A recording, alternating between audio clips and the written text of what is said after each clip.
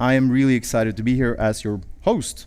My name is Jørn, and I'm from Katapult. My daytime job is investing in climate tech, and I'm really excited that I'll be spending this time together with you. So just brace for impact, I guess. Stay here, enjoy the show, understand a bit more, and get to know something from our hosts. Again, this is part of Oslo Innovation Week. Oslo Business Region and us at Katapult are putting this on. We're really, really happy for everyone contributing. With that, I think it's time to just get things started. We have a fireside coming up as the first session here, and so I'm delighted to introduce Eivind from Nysnø to come up to share the stage with me. Eivind, welcome. Thank you. Eivind, if it's fine for you, we'll do this acoustic mini concert thing, if that's very... I won't sing, but... okay, no, that's good. I'm wondering, because it's called a demo day, and it's climate tech. We need to establish these terms. What does it mean? Yeah. I think on the demo day subject, I guess you're more of an expert there than I am, maybe. I am, actually. Yeah, I work at an accelerator. Yeah. I should know this. Okay, yeah, so a demo day. The thing about demo days is that that's a concept you use at an accelerator to showcase the companies that you've invested in. And over the years, this has become a term that is used more broadly to just showcase new companies in general. Is it a pitch contest? No, it's not. It's not that. But you're seeing companies pitch, right? It's more of a stage set aside to show some really interesting companies, set up a good discussion, and let people figure out how they can relate to that. Whether you're a possible mentor, maybe an investor, maybe a potential new colleague to this company. That's a demo day, and I guess that's the desire the event organizers here have as well, to put on the stage where you can have mature companies that normally don't fit in the startup pitching bucket, to actually present what they're doing. Yeah, that's a demo day. But tell us what climate tech is. What is it? That's a big question, I would say. Yeah, I guess we have a few minutes. We have a few minutes. I guess climate tech is essentially technologies that contribute to reduce greenhouse gas emissions, or help solve the climate crisis, really. I think that's sort of the broad definition of climate tech. And when you drill down into that, it's about where do you have greenhouse gas emissions. The way we look at it at Nysnø is really, for everything we do, the way we live our lives, we move around, we eat, we live, right? Basically, then we need some form of energy and we need some form of resources. I guess one practical example may be driving, right? And I know you like this example. We had a discussion about it yesterday. I like this example. But so you drive, right? You need a car. Actually, I don't have a driver's license, so this is not the best example for me, but I'll do my best. Sure, it hits close to home for some people. Yeah. So first of all, you need a car, right? And that needs to run on some form of energy. And we have the internal combustion engine, which obviously runs on petrol. And now we have electric vehicles that run on renewable energy. So I think renewable energy, that's sort of the obvious category of climate tech. That's what climate tech has sort of always been. But then when you look at the resource side, a car needs steel, it needs rubber, it needs leather for the seats. So there's a lot of resources or materials that go into the car, and that's the category we define as resource efficiency. And it could be new types of materials, it could be recycling, but really taking down the footprint of the resources we use. And then in the example of driving, that gives us a car, right? And then for that car to work, you need a set of enabling technologies, which is a battery or the charging software and things like that. That's a category we like to call enabling technologies. And then sort of a last category is you don't really need a car to move around, right? You can take public transport, you can car share, you can have a subscription for a car. You don't actually need to own your own car. And that's a fourth broad category that we call climate positive societies. It's more business models for how we live our life. So that really gives you 4 broad categories. And I don't know if this is the answer, but that's at least how we look at it. So it's renewable energy, resource efficiency, enabling tech, and then the more sort of personal, climate positive business models. Yeah, that's good. We'll actually get more into that as well later today at 10ish with Impact Forecast, a company that's working to address these things. Because I wonder, with all these different categories, renewable energy, the built environment, maybe food systems even, like a lot of different ways to address climate gas reductions. Seems like all of these solutions are connected to different timelines. Yeah. What's more urgent here? How can we make qualified bets on this? Yeah, I think sort of the general thing is when you talk about climate that everything's urgent, and then everything is urgent. Yeah. The world's on fire. Everything is urgent. Code red for humanity as well. Yeah. I think that's the easy answer. And then of course, as you say, there are different timelines. And I think if you look at the Paris Agreement and the goals set there. There are really some things you need to do, right? And the first thing is scaling renewable energy production. I think that's to a large extent now mature technology. Solar and wind is cost competitive almost anywhere in the world. But of course that needs to take a much larger share of power production. So that's, I think, the first thing, scale renewable energy production. And then when you've done that, you need to basically electrify everything. So we were talking about cars. Transportation needs to become more electric, obviously, in the home. Here in Norway, we have a very electric society, but the world needs to catch up to that, and then we need to electrify even more of sort of the daily functions and the way we live our life. And in addition to that, there are some things you can't electrify, and that's more the what we call the hard to abate sector. So flying, for example, is very difficult to electrify a long haul flight, say from Oslo to New York. So there you need a set of technologies to address those very hard to abate sectors and heavy industry and these types of things. And if you do all that, it may still not be enough, because we've spent 100 of years emitting CO2 to the atmosphere. So at some point you actually need to take back some of the CO2 that you already emitted, and then we talk about sort of negative emissions, and that could be the old school way of doing it, planting trees. Probably not the best one when we want to use land for other stuff. Complicated, right? It is. A tree is not a tree. It's yeah. Okay, so we have to just pull CO2 out of thin air really fast. Actually, if you look at the scenarios, you have to go to net zero, climate positive in not too many years. Yeah. So it seems like, okay, we understand a bit more now about what climate tech is. You can make bets in renewable energy, and you should probably do that, because that's the biggest sector. It's chunky. But at the same time, I mean, haven't we been saying for years and years that the unsubsidized wind is actually competitive right now? Solar in many parts of the world is just out-competing other energy sources. Yeah. What's the catch? No, I think a common conception is sort of that to solve the climate crisis, so to speak, we don't have the tools. I think that's a misconception. I think to solve sort of, we have most of the technologies today, but it's a question about scaling. As you said, wind is cost competitive today, but that took 30, 40 years to get to the cost level you are today. And that's the sort of, we need technologies today to scale a lot faster, but the technologies are there. It's more about getting them to scale and getting them down the cost curve.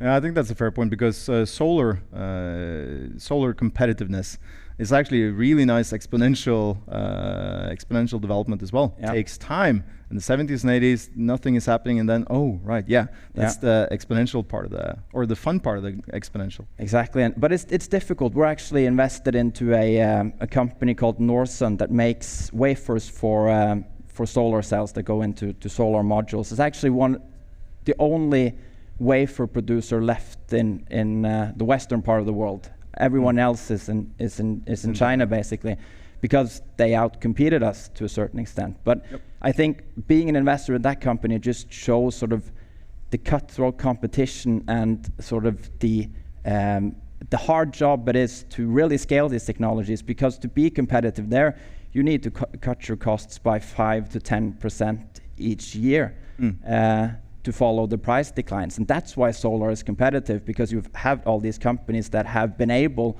to actually make their technology 5 to 10% better every year. And that's why we have this great position within solar today, and we can get all the infra money into that and really scale it. Yeah, that's a good point. It's not a weird future bet. It's actually just it's incrementally better every year. It just is normal business now. Yeah. Now you look at batteries, for example. That's exactly the same journey. It's you have the technology, and now it's sort of putting one foot in front of the other, and just getting it to the cost level it needs to be. Yeah, no, that's good. But I mean, in software, usually your competitor's margin is your opportunity. I mean, there are no margins; it just keeps disappearing. Yeah, it's good for us though, consumers.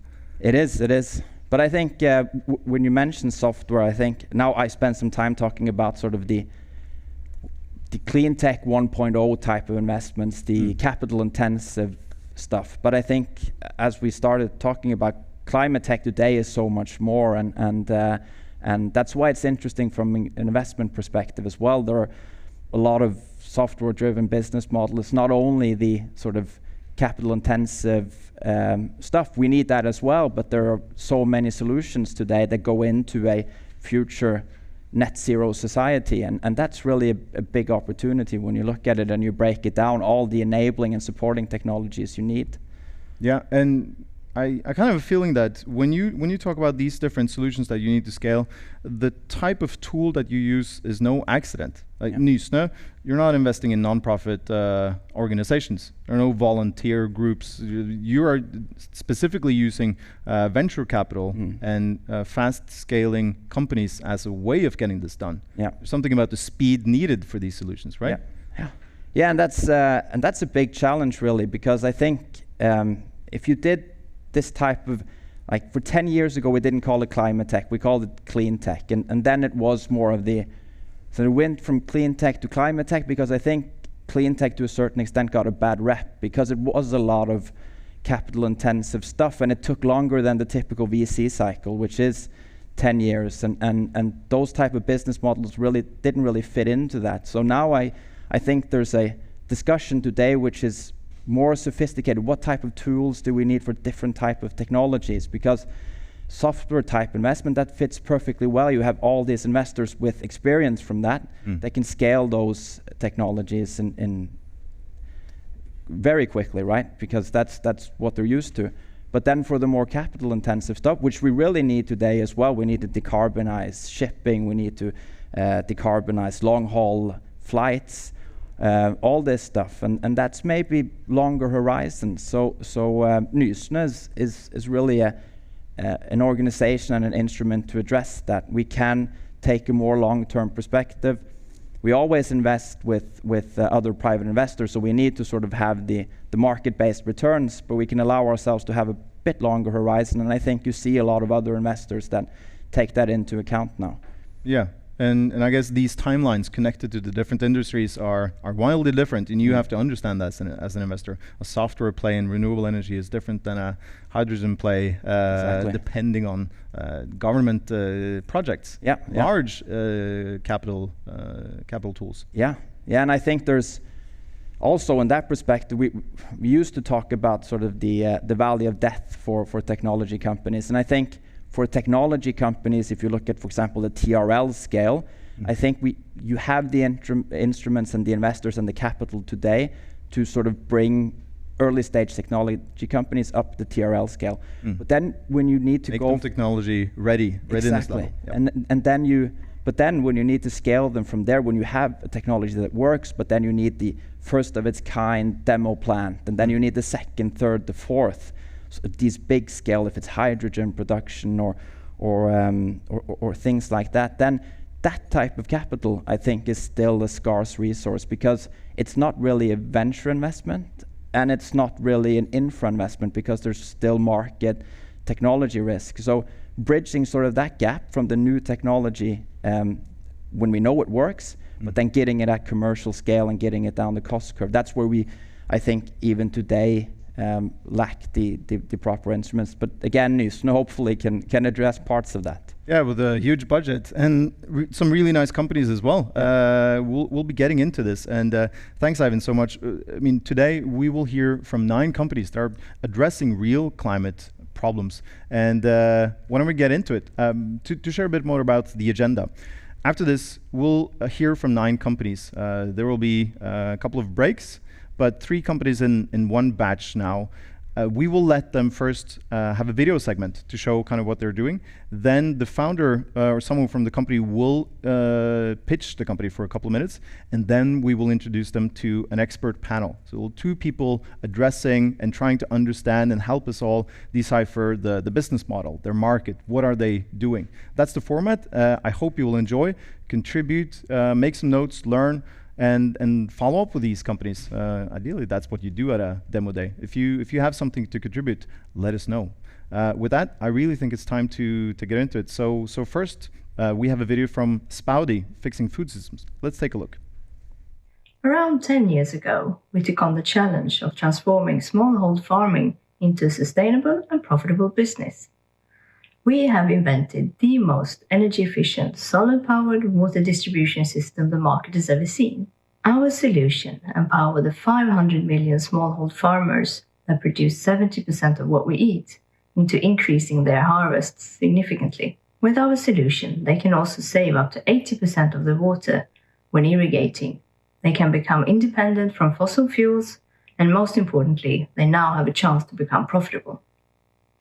Today, we're a company with a production capacity of over 1,500 systems per month. We operate in Stockholm, Taiwan, India, Bangalore, and southern Spain. We have been focusing on the Indian market, but we plan to scale our market to the US and Africa. Spowdi is very proud to be announced as a game changer for a sustainable future. Thank you. And I believe we have Henrik from Spowdi with us. Henrik, why don't you tell us a bit more about your company? Indeed, I will. Thank you for having me, and sorry I couldn't be there in person, but greetings from Stockholm anyway. All right, please let me tell you a little bit more about our business. This is our mission. The food production in the world must increase, and our target group of 500 million smallhold farmers is the key. But as you know, this group are dropping in numbers. Reasons are high running cost, dependencies to expensive diesel or unreliable grid power, and the fact they are running out of water, and that is due to years of overconsumption. We have a solution designed to solve this. By using our technology applied to our concept smart farming, the small-scale farming can be transformed into a modern and future-friendly business. This is a family in the state of Chhattisgarh in India. Since they didn't use all the water for the first harvest, they are now able to generate 1 extra. And that means for this family, double the money. Now, their only dependency is the sun. No more diesel. The government of Chhattisgarh sees this example as a great win and will now support farmers financially to follow this example. It's not only the farmer that is a winner. For each diesel pump we replace, we save more than 700 kilos CO2 emissions per year. Looking at the total number of diesel pumps among our target group, the impact, I would say, is huge. So the question is, why haven't this been fixed before? I would say there has been no standalone commercial solution that addresses the needs from the end user perspective. And that is to become independent, self-sufficient, and most important, profitable. We aim at Spowdi to equip 200 million smallhold farmers globally with our solution for smart and sustainable food production. Thank you. Awesome. Thank you so much, Henrik. And we have more tech to include here. Now we'll be trying to find our 2 expert panelists. We are joined here by Daniel from World Fund and Cilia from EQT Foundation. They will help us decipher and understand what this company is about. So this is how it goes. They will now have 6 minutes to get into that and understand the company together with the founders. So Daniel, Cilia, are you there? Yes. Hi. Good morning. Good morning. All right. Well, Cilia, since you're fresh and bright, why don't you go and start things off? I think this model is very fascinating, and I think, Henrik, it would be very useful for you to reflect a bit about the value proposition to those farmers. Why is this a better solution? Not only the climate smart solution, but the preferred solution for them in the market. Easy, very easy to answer that. It's about money. If you run a business and you can't afford to sending your kids to school, you don't make any profit from your business of several reasons. The cost of buying diesel eats up the whole margin. Let's say the difficulties to generate more than perhaps one or two harvests because there's no water available also makes the revenue stream incoming to your business very small. So seeing is believing. I mean, I've been traveling around in India since 2016, and seeing is believing is everything. If you go and talk to farmers, they are very dedicated to their business, but they don't trust anything. They know what to do because they have done the same thing, flooding their fields for many, many years, decades, generations. And if you come and you tell a different story, you need to show it in real. Showing exactly how things work, letting them try by themselves. You should not tell them what should be the profit about it. They need to do it. And this is communities. That is a good thing. They are living in communities. So if you can team up with one farmer and explore together with that farmer, you will have a dedicated person that will educate the rest within the community. So it's about money. It's all about money for this target group. They don't think that sustainability, that is not a driving force. So if you don't understand that, you will be welcomed, but you will not generate anything. Very impressive. First of all, thank you for having me. Hello from Berlin. And what I'm super curious about is one number that you have shown in your presentation that made me pretty excited. It's the 140 billion kilograms of CO2 emissions saved that you expect to be able to reduce. So basically, it's if I do the math right, it's 140 megatons of CO2. What's really huge. So how do you come to this number? And is it solely like replacing diesel with solar, or is there even more? And how did you calculate it? How do you come to this number? Thank you. Yeah, that number comes from a diesel pump and how much diesel you need to put into that pump and the pollution it generates for every harvest, for each harvest.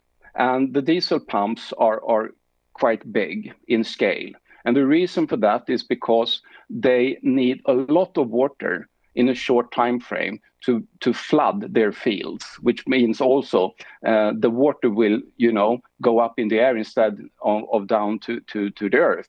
So they are operating with extremely powerful engines, and powerful engines releases a lot when it comes to CO2. And taking the numbers of farmers globally and seeing how many diesel pumps it goes per community and multiplied with the diesel they buy each year and how much horsepower each pump has.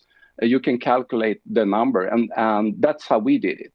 And also, if you Google for the information, you will find reports coming from academia acknowledge the same figure. And for example, in India, one of the biggest polluters are the farmers, and they don't even know that. Thanks. I think you talked a lot about sort of the networking effect here, that actually having ambassadors among the farmers to spread the use of Spowdi is key here. But I think also you were on to sort of money is the issue here for them to actually invest in something of this. Have you done anything to take down the upfront cost in the market, which often is key to sort of have them come onto the system? Yeah, there are lots of programs going on to help farmers in the world to convert into more sustainable business. There are government subsidies provided to farmers that goes from diesel to electricity, or from diesel providing electricity from solar, which means that they will have a discount. And for us selling the equipment, we will get paid from the government. And that is one way of financing this. And we are now having a great project in, as I said, initially here in Chhattisgarh, where the government sees so many upsides on this. So they buy the equipment from us and they provide it more or less for free for the farmers. That is one way of doing it. Another way is to build up a business case together with the farmer, because they can calculate if they know that the cost is 100 to generate one harvest because of diesel mostly and maintenance of old technology. And they will be able to generate 100 from one harvest. And if they can do 2 harvests, then they will have 100 more. Plus, they will save 100 from the diesel. And if that puts together the whole amount that equals to the investment, then it's more or less, I would not say a no-brainer, but if you do it from the commercial and financing point of view, where you talk money, we see that is the best way forward. I think we'll have to close on the no-brainer part. What a wonderful thing. Every investor wants to hear that, right? Thank you so much, Daniel, Cilia, and thank you to Henrik from Spowdi. This is really exciting. We're into it now. You'll hear from 2 more companies in this session. So while we say thank you to Spowdi, we're going to hear from a nanotech company right now. Let's take a look at the video from Nanom. My name is Armin Kotik, founder and CEO of Nanom. Imagine a future where everyone has access to an abundance of green and renewable energy made in a sustainable way. Imagine driving your car on a single charge all the way across Europe, or your phone lasting for a whole month. That's the future we're building with Nanom. We use unique breakthrough materials and a patented nanotechnology to change the way energy is stored and used while reducing the environmental footprint. We're a team of scientists, visionaries, and entrepreneurs with decades of experience in innovation, science, and energy transition. Operating out of Iceland, Europe, and right here in Silicon Valley, our breakthrough materials enable batteries to last longer, charge faster, and use less raw materials. We improve energy storage, enhance the structure, and we can even make the structure itself become the battery.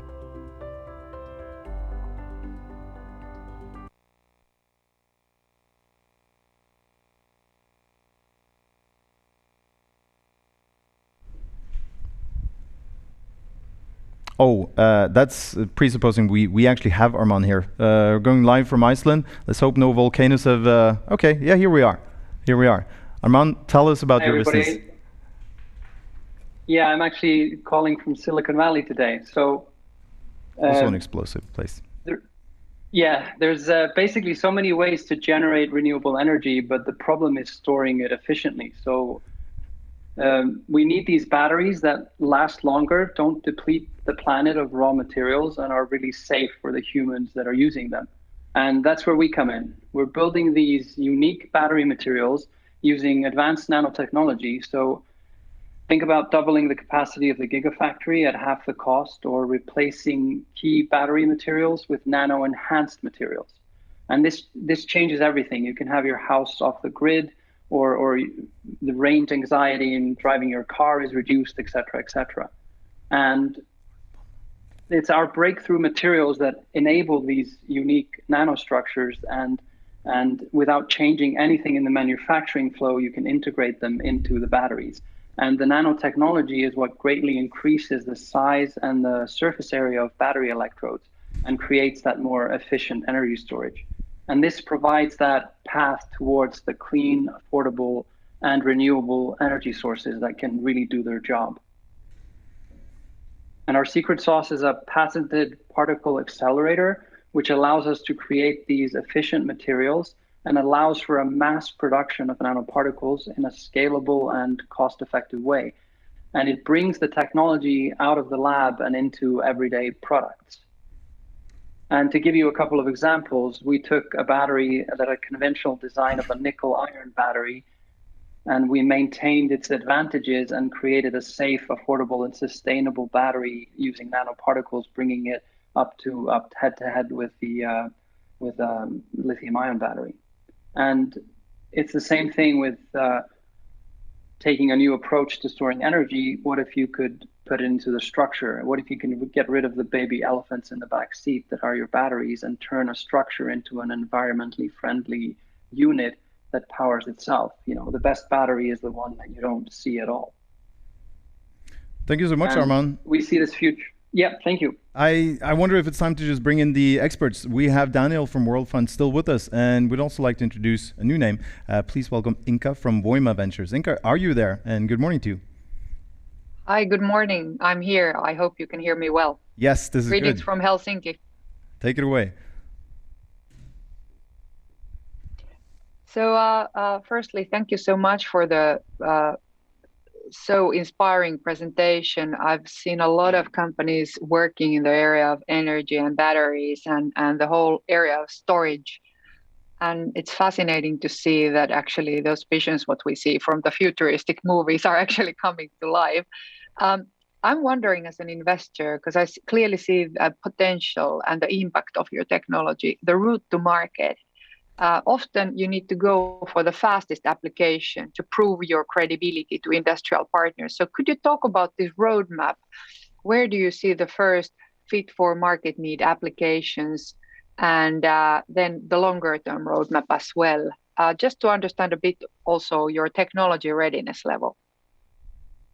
Yeah, so this was actually part of our learning curve, was to understand that we have these unique materials relevant to the batteries of today. And the way we go to the marketplace is we do pilots with these companies that need innovative materials. So for example, one type of material that really enhances a lithium-ion battery is unique, is made by us in a unique way and gives our partner a competitive advantage. And so the way is to go through the materials and not by making the batteries themselves, and to give partners a competitive advantage that already have access to the marketplace.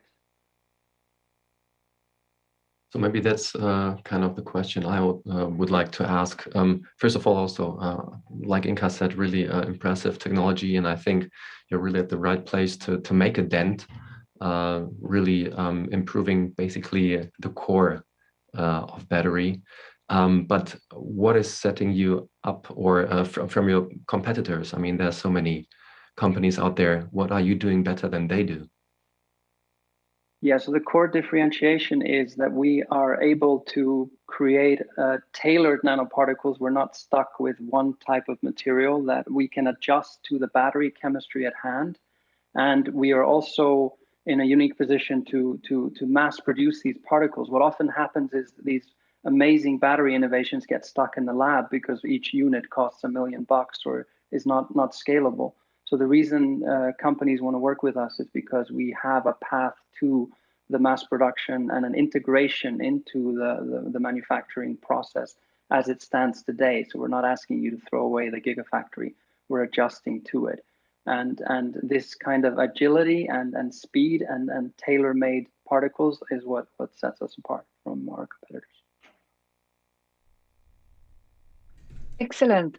So let's continue on the same topic a little bit from a different angle. So let's assume that I have that gigafactory. So what would it require from, my point of view, to invest into your technology? And would you place your production unit close to my factory, or how would this whole process go? Would you produce me those nanoparticles and I would integrate it into my production process? What really happens or changes in the existing production process if the customers and the producers utilize your nanoparticles?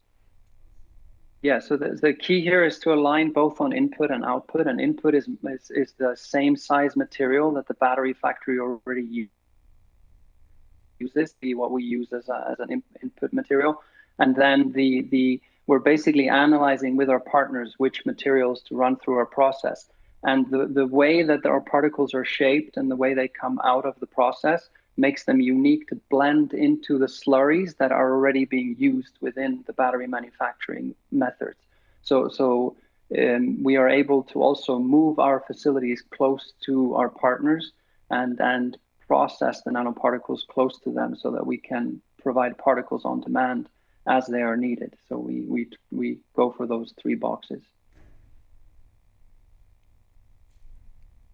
So we have time for one more question. Wonderful. Then I would like to ask my favorite question. Did you do any calculations on the greenhouse gas emissions that your technology is able to reduce per year? And if so, how much do you think? Yeah. So what we did was, for example, with the Nano Edison, which is a remake of the Thomas Edison battery that was very widely used 100 years ago, we actually got EU Green Deal funding to work on this project. And what it in essence does is that it reduces the environmental footprint by increasing the cycle life.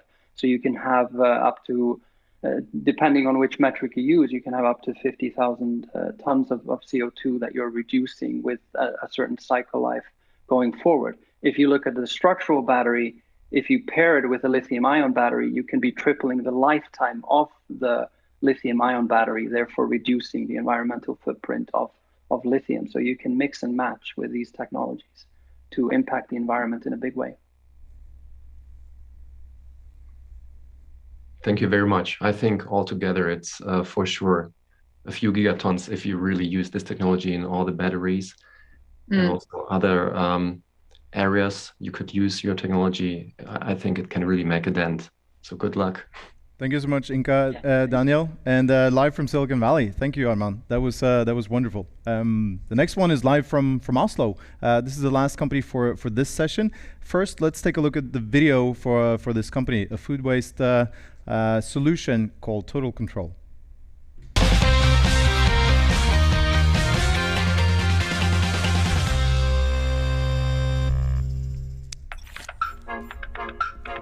What we actually do is help food service businesses get control over their inventory based on the expiration date. This way, they are able to save a lot of time, money, and also cut food waste.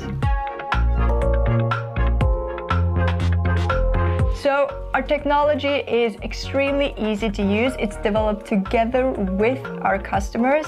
So that means instead of using pen and paper, which they currently do to manage inventory, we give them a digital solution so that they know exactly what they have in their inventory, where it is, and when it expires, so that they can turn over the food quicker, make more money, save time, and also prevent food waste.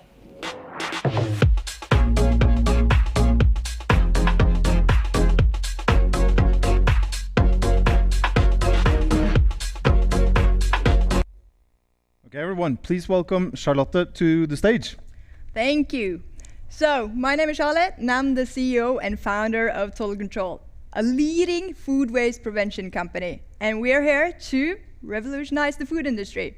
And we do that by eliminating food waste, making sure that we improve traceability, and then also create a more circular economy.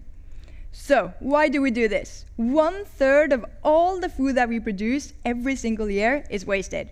1/3. That means that we waste food that amounts to 1.2 trillion euros every single year.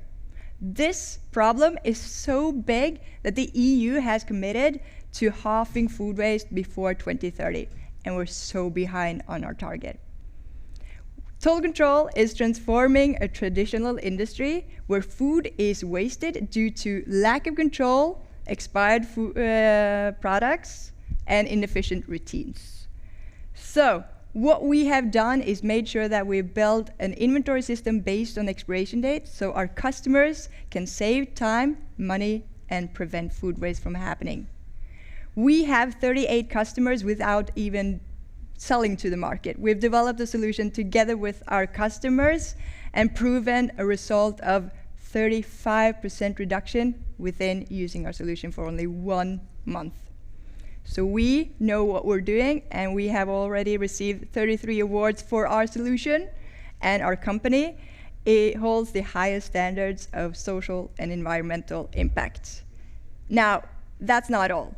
What we do today is that we help prevent food waste from supplier and to consumer, but we want to take it a step further, and that's why we partnered up with Atea to create a blockchain technology that traces the food from A to C, prevents food waste, and ensures a more circular economy.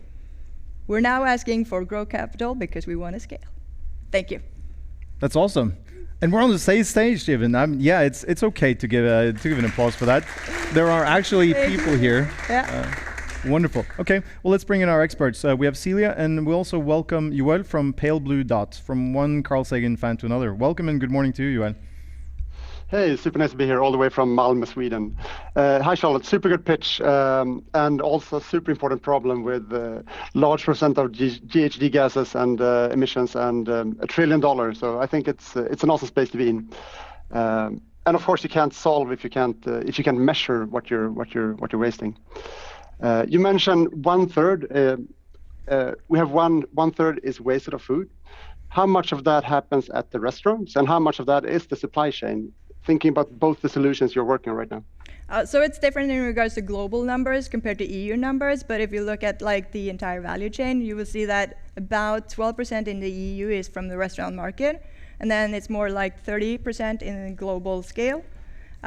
We see that the majority of the waste comes from the consumer, but that's because there hasn't been a lot of measures of food waste or measuring of food waste in the supply chain. So we know that the numbers are way lower than we expect it to be when we measure everything. And your web page says that you're basically building a solution both for consumers and for businesses. Which is the target right now, and where are you focusing? So one of the things that we've done from starting the company is that we build basically a platform, and we created apps on top of that. So what you see from our website is that you see different solutions, and they all build on the same technology, where we help prevent food waste by helping our customers get control of what they have, where it is, and when it expires. So that's the base of the technology, and then we can build a lot of apps on top of it. But our focus is B2B market, and we're currently working a lot with restaurants and hotels, so the mid-market segment there. It's our target market, but we also have nursing homes and kindergartens that are using our solution in the municipality market, for example. Thank you. I echo what Joel says. It's a really interesting model, and I think it's an interesting shift, because when we saw these kind of models emerge, it was often in retail of sort of the Rema 1000s of the world and the grocery stores having to keep control over their inventory. But I've worked in a restaurant when I was sort of 14, and we had Post-it stamps with sort of the dates of when we had to use stuff. So I think this is great to have that data. So my question is more about how can you use that data in your model to help them improve? So when you're tracking food or the food sort of value chain, will you be able to say something about what kind of food waste we have and how we can make improvements to sort of mitigate that? I think a very interesting perspective from the circular economy is sort of going into the dumpster and designing from there. What are we wasting and how can we remove it? So that's the kind of the beauty of what we're building. We have an enormous amount of usage data that has never been kind of collected in the past. So the data that we have from our customers could actually improve their purchasing ways and their distribution and kind of overall how they run their business. So one of the things that we see, for example, is how COVID has kind of impacted the industry and how our technology and the data insight that we have can actually improve their distribution of food and ease their way of planning and purchasing. So one of the things that we're looking for, we're a software as a service business now, but we want to monetize on the data that we have in the future, because it could be such impactful in regards to the entire value chain. You mentioned 34% was saved from your customers at this point. How much is that in value in terms of euros or dollars? Just to have an understanding on the...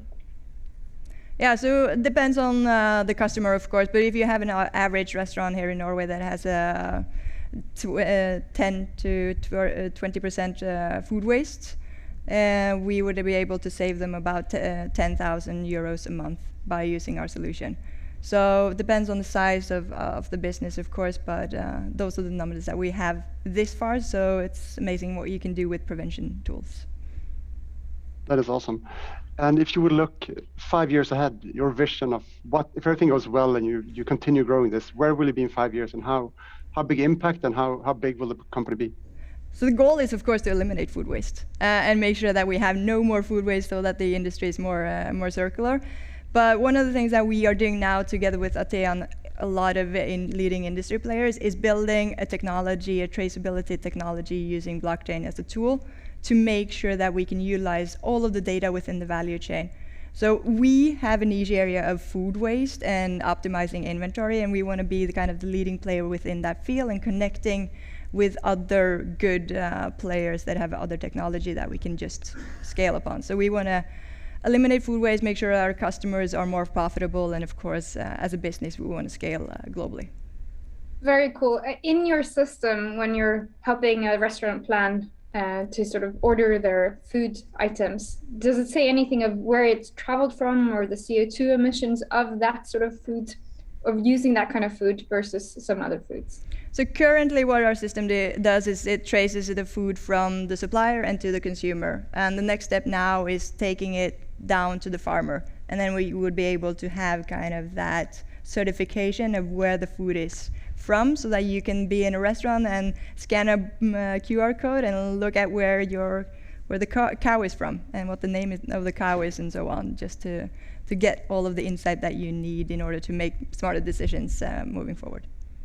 I think that's what we have time for. Thank you so much, Charlotte. And it felt really good to give a big hand, right? So let's make sure to do that for all the companies.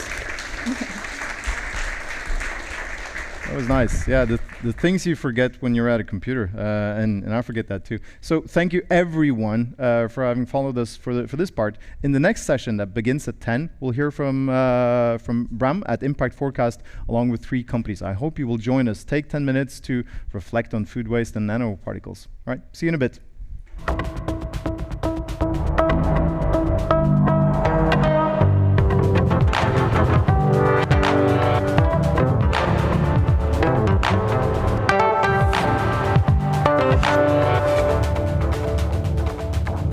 Welcome back, everyone. I hope you enjoyed the first hour. For anyone who's new here, this is Oslo Innovation Week, Nordic Climate Tech Demo Day. Lots of words, but lots of stuff to cover. We have climate tech on the agenda, and I'm really happy for this next fireside chat. We're going to be inviting in Bram from Impact Forecast to help us know, show, and grow our impact and what really happens with everything we do, with the climate solutions we pick, because it turns out impact and understanding it is quite important. Bram, do we have you here? Are you with us?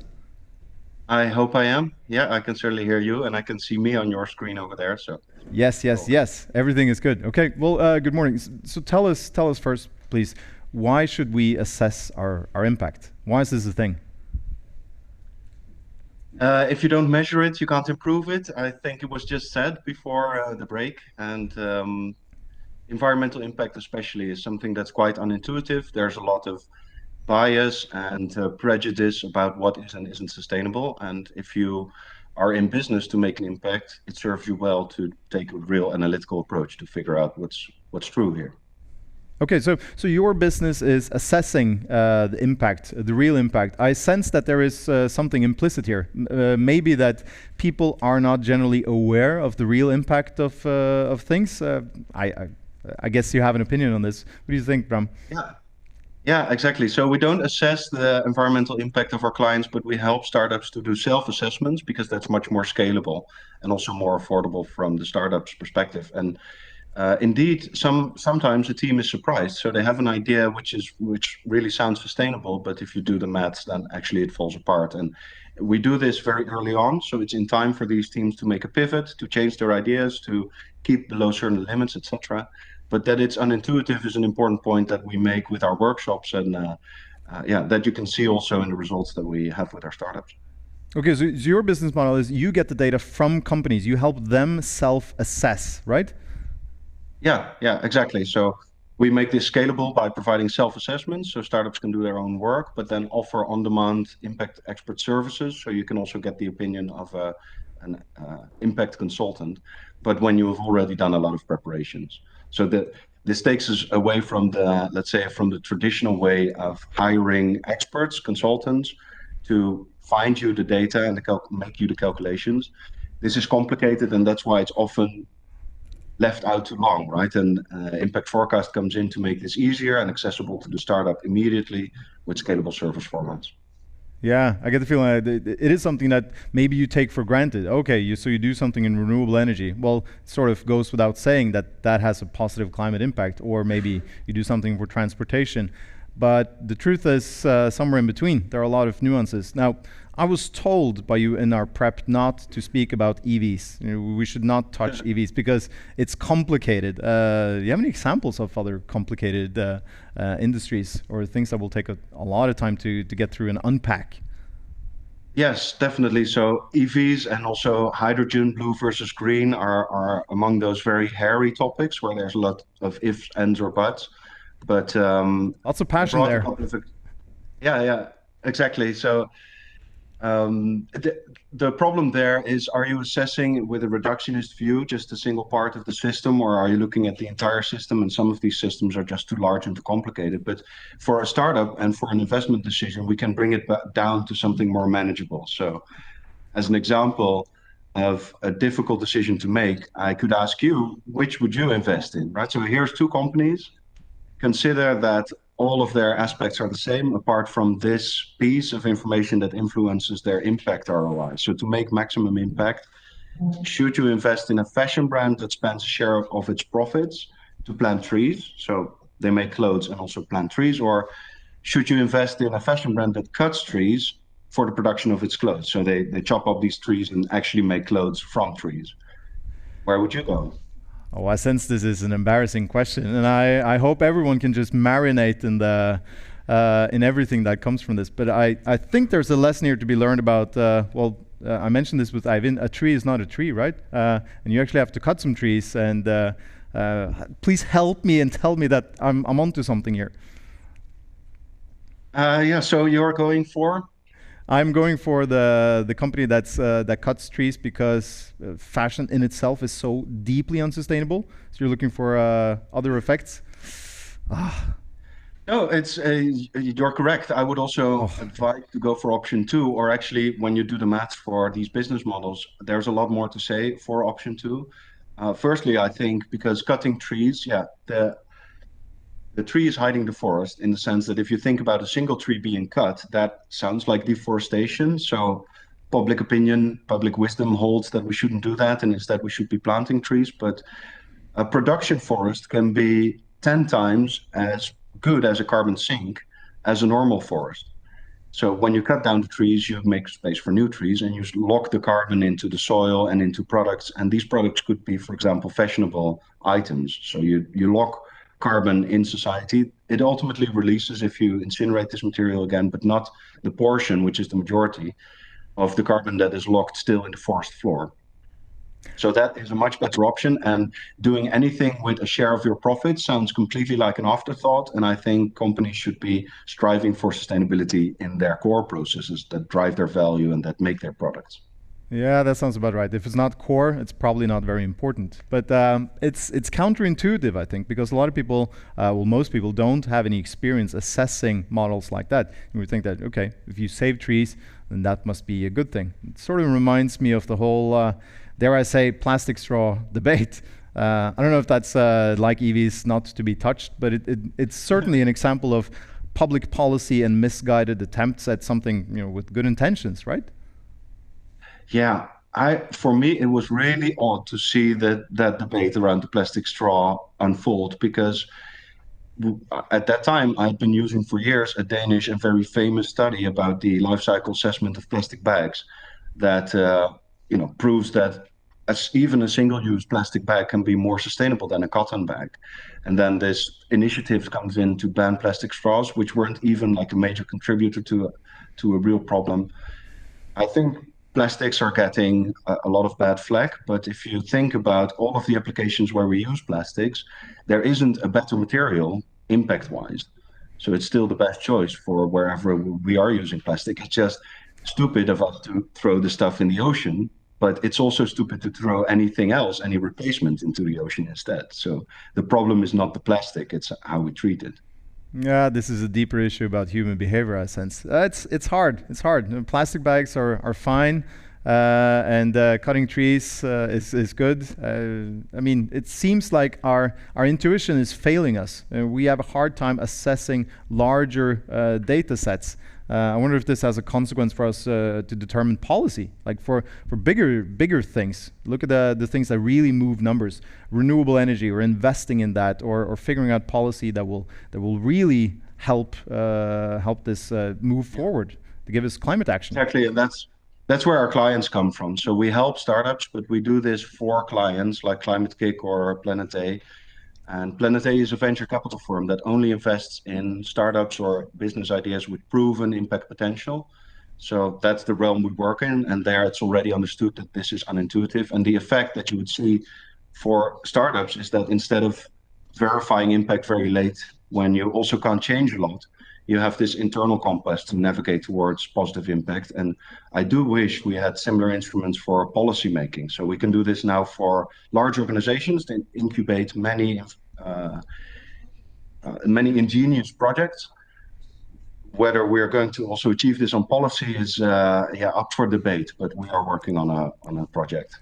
Well, I think the Nordics could certainly use some help. What are we doing wrong in terms of policy? Take Norway or Sweden, Finland, Denmark, Iceland as examples here. What's being done currently that is just weird? Looking at the Nordics from the outside, looking in.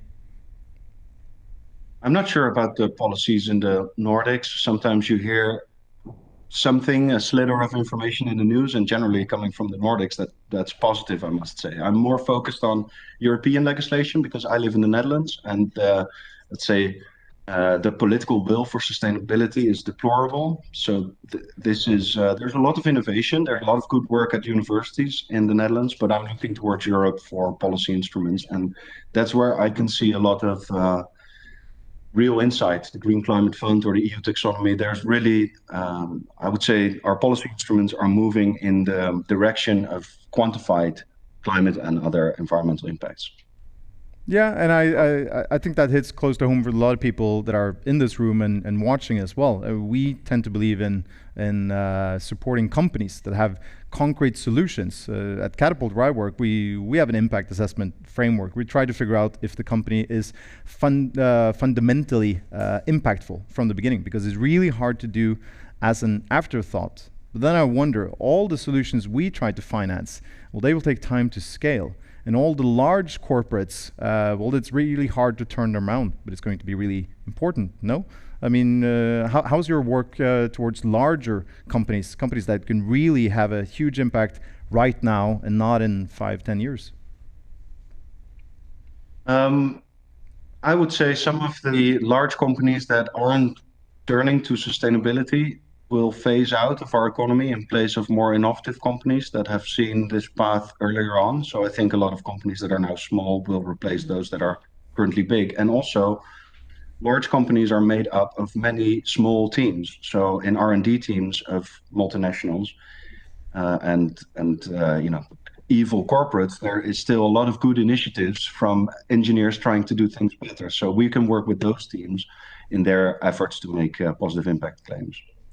Yeah, I guess in the end you really have to assess, both for large and small companies, what is the real outcome and the impact of what you're doing. You have any more examples for us on how our systems are failing us, how we are biased against things that could otherwise be really beneficial for us? You know, stuff like cutting trees or.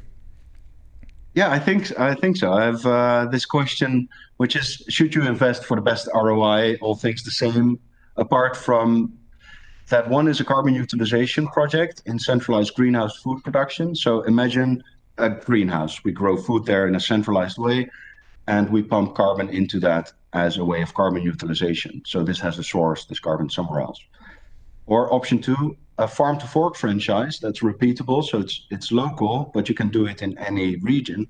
And the point of this is to reduce food miles. So would you centralize food production and do carbon utilization, or would you decentralize it and reduce food miles? Yeah, this is also the embarrassing part, right? I get to answer before everyone else and reveal how stupid I am about this.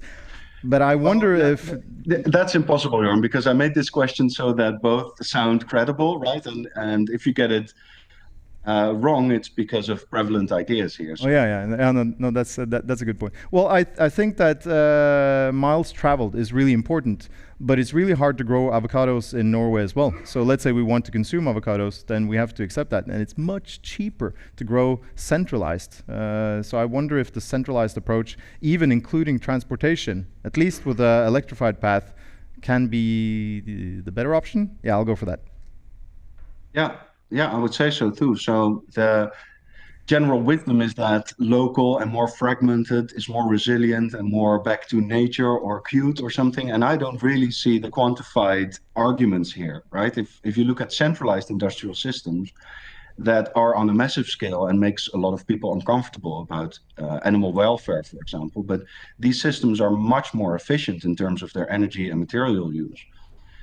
And leaving quality of life aside, if we focus just on vegetables, for example, in the greenhouse, the atrocity is that we are using greenhouses for food production, which causes a 10-fold increase of the carbon impact of food. So for a normal vegetable, 1 kilogram of vegetable is about 100 grams or 500 grams of CO2 emission to get that 1 kilogram.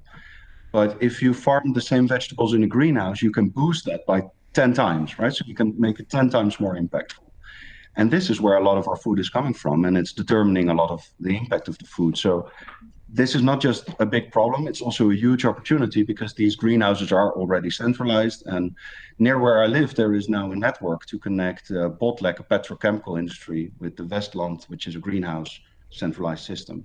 And I think the intuition here of going against traditional industrial values, because we feel that current industry has not been sustainable, therefore we need to abandon all of the efficiencies of that system. That is the mistake here, right? So I think we should look for sustainability in the same scalable, repeatable business models that are efficient at scale and industrial. Yeah, no, that's good. And maybe ask more open questions and say, I don't know more, rather than just assume things. I guess that's a lesson here for everyone. Stop assuming, because these things are really, really hard. Okay, well, thank you so much, Bram.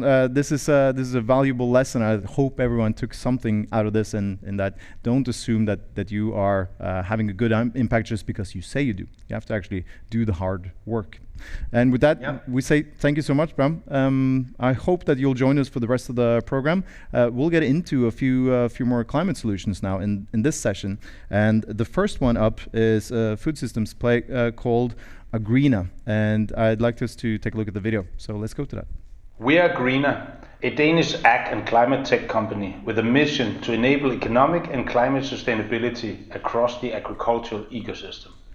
We all know it. Agriculture is critical in food supply, but the industry accounts for up to a quarter of global GHG emissions. Therefore, agriculture has to change now. Our approach is to make sustainability good business for the farmers. By connecting farmers to the voluntary carbon markets, we help them generate new revenues when adopting sustainable practices. With more than 150 farmers from 7 different countries and more than 100,000 hectares registered in the program, we have already proven the ability to overcome the primary barrier, mobilizing farmers from Moldova to UK. In EU alone, there are more than 172 million hectares of arable land. Therefore, 10 million farmers sit with the key to reduce emissions with more than 500 megaton per year. We just need to get them mobilized. And Simon, the stage is literally yours. Thanks a lot, and thanks for having us. My name is Simon Haldrup. I'm the CEO of Agreena. We are working to decarbonize agriculture. Why? Well, because farmers across the world have an opportunity to literally pull carbon out of the atmosphere and store it into the soil by enhancing the carbon stocks. The big problem is how, because they need to all adopt sustainable regenerative practices in order to do so. Our solution is to connect farmers to the voluntary carbon markets. We do so because farmers, on the one hand, they need financial help in order to finance the transition to new practices. But on the other hand, there's a lot of corporates seeking high affinity, high quality certificates to offset their transitional and unavoidable carbon emissions in the voluntary carbon markets. We connect those dots by providing a proprietary technology platform where we capture, quantify, and verify the carbon emission reductions and the captures done by the farmers. After diligent third-party verification, we issue credits on a blockchain in the voluntary carbon market and sell that to corporates. All together, that tying the knot, that creates a co-financing mechanism for farmers across the world when they adopt new sustainable practices. So, you obviously see that. We are currently in the process of issuing the first vintage of certificates, but we are aiming high. So already for 2022, we are aiming to have 1 million hectares in our program. And that's a lot. That's 2.5 million football fields, just to give you a comparison. But the target is even bigger, because in Europe alone, there's 174 million hectares of cropland. And therefore, it's a humongous challenge, but the prize is even bigger.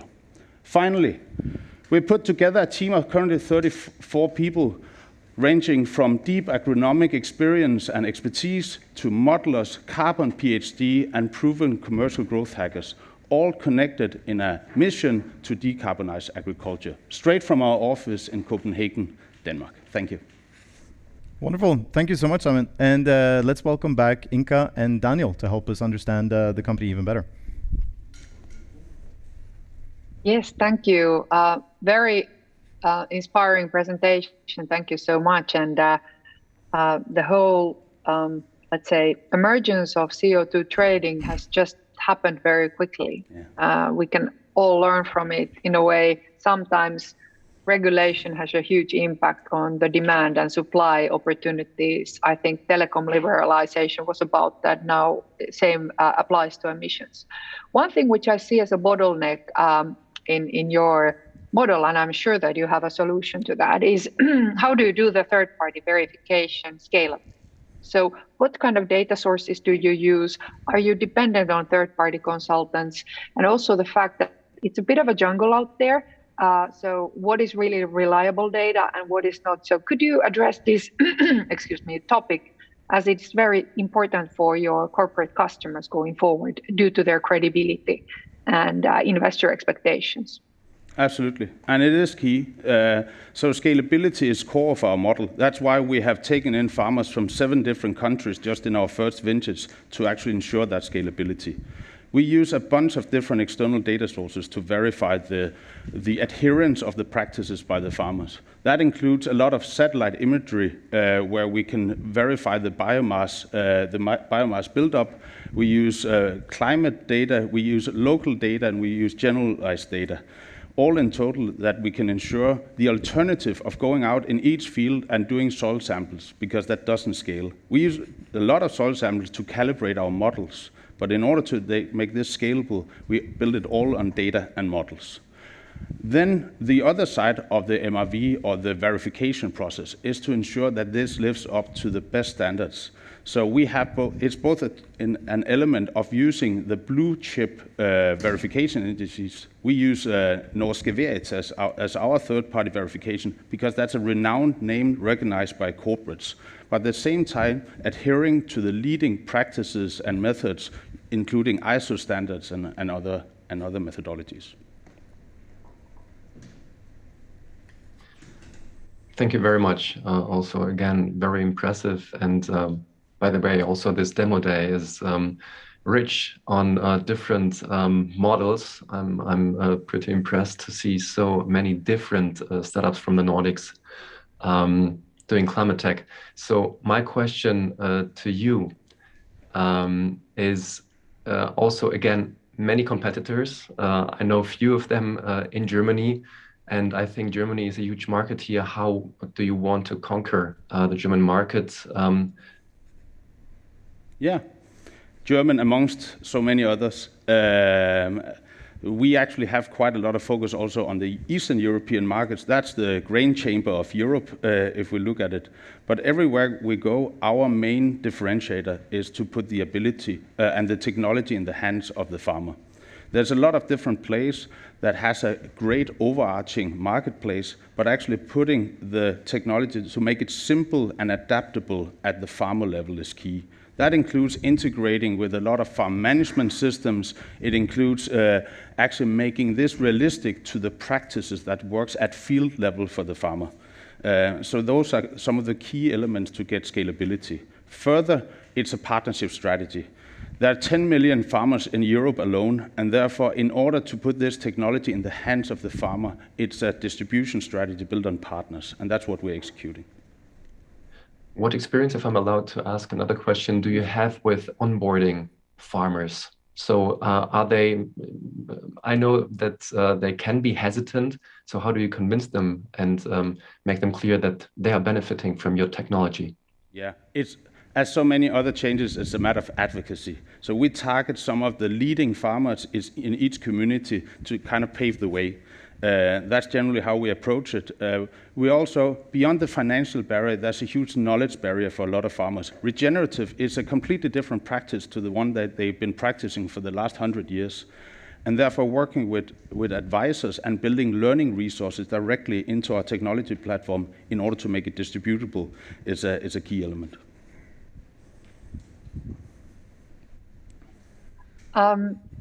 You, Daniel, actually took my question. So I work quite a lot with agri-tech companies in terms of with IoT solutions and also analyzing protein within the fields and so forth. And it is a very conservative market.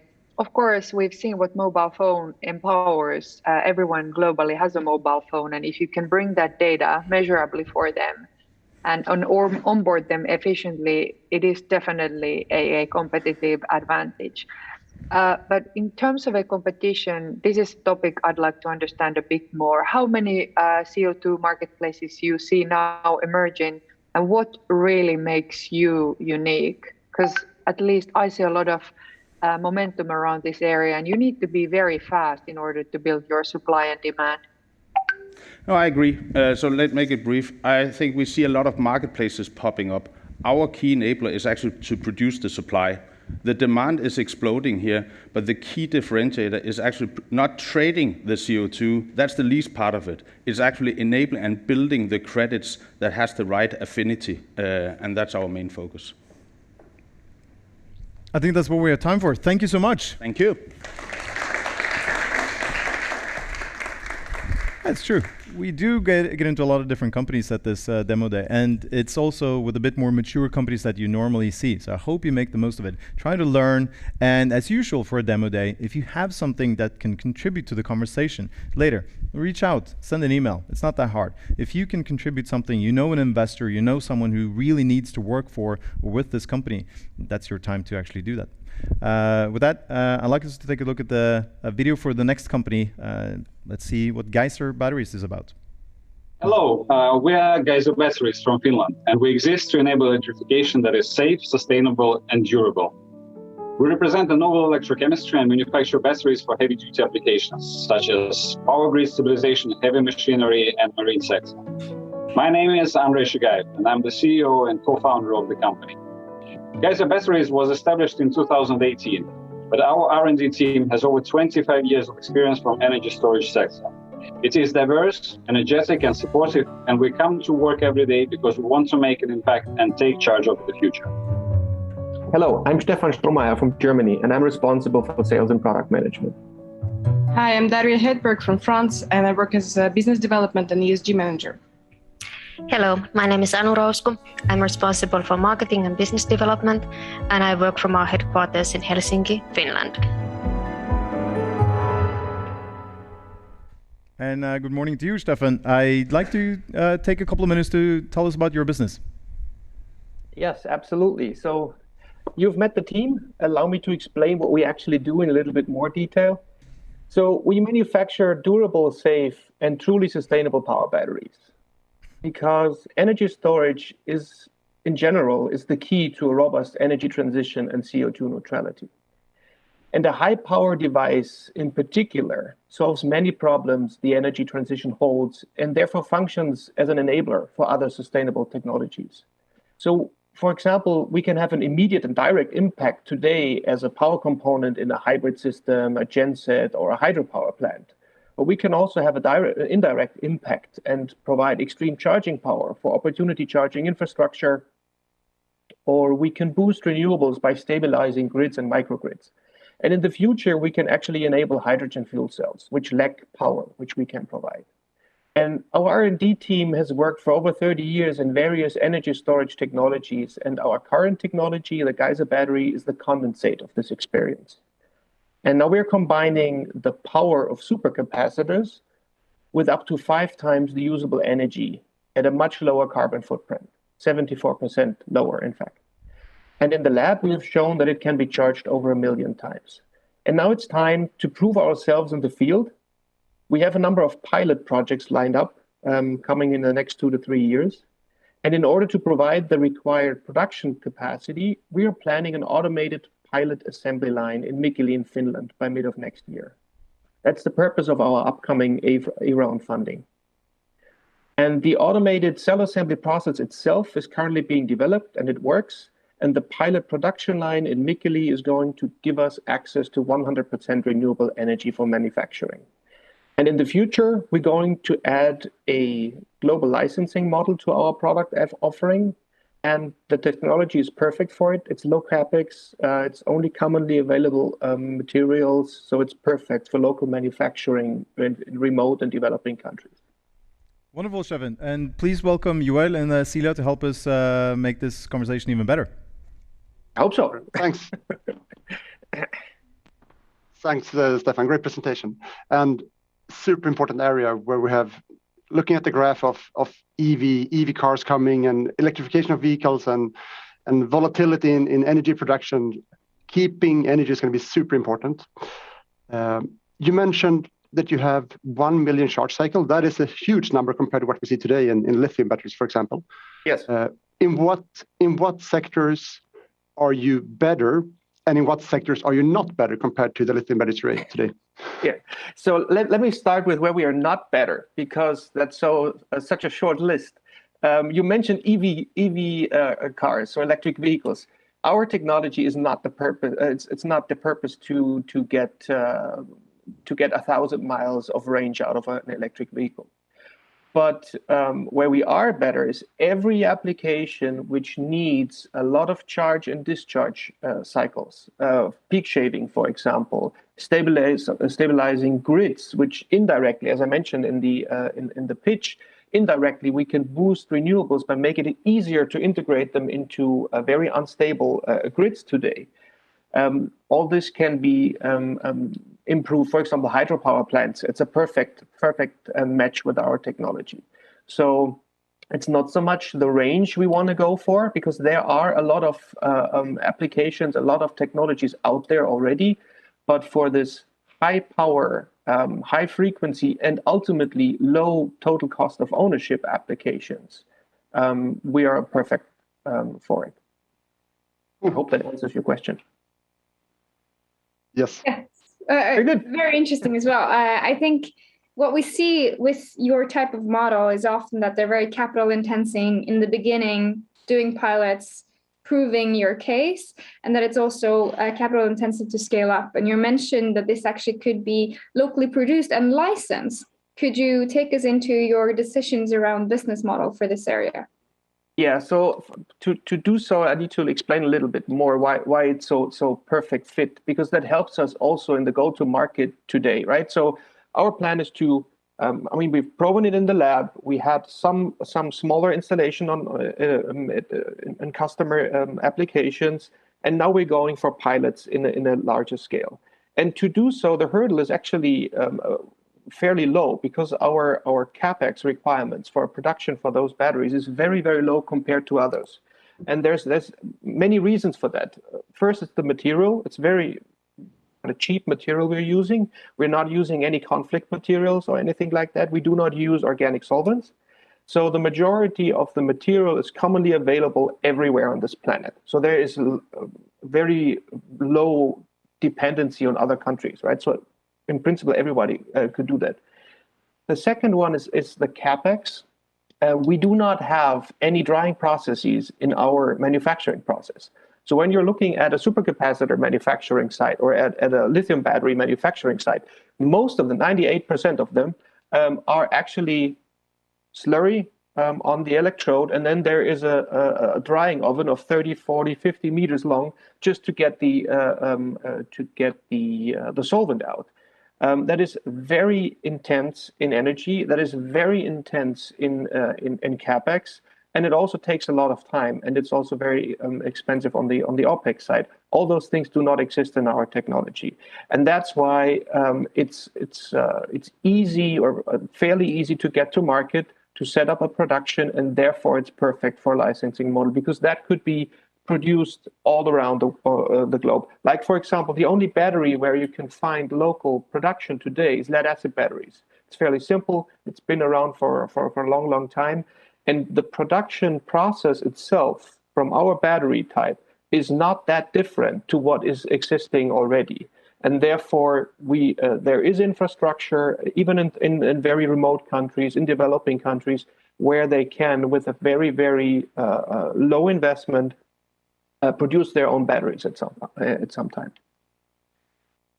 Super. I have a follow-up question to that regarding infrastructure.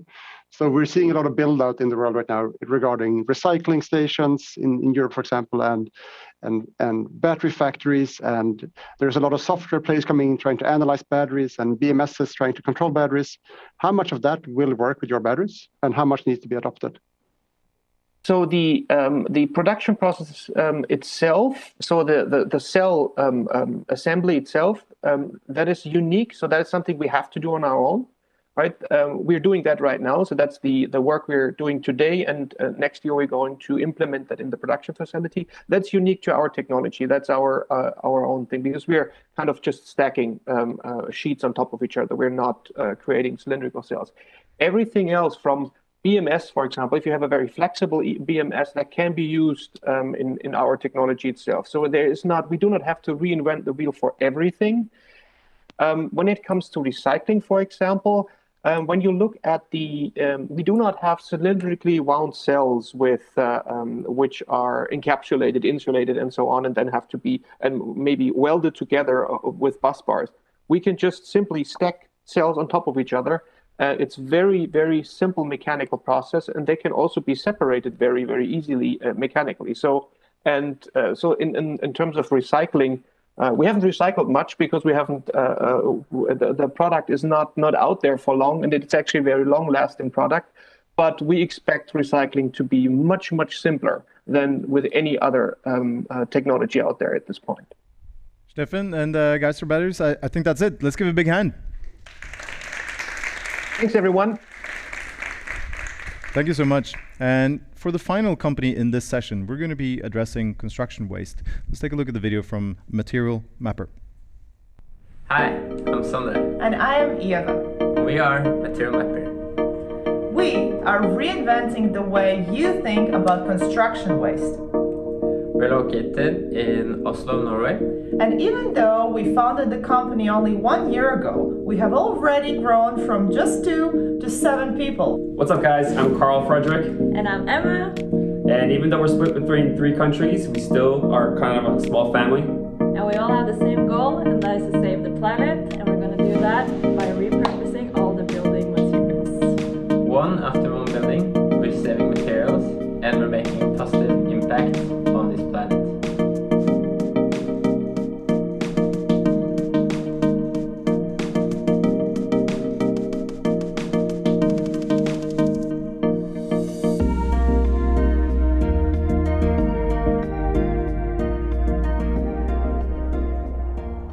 Eva, welcome to the stage. Enjoy.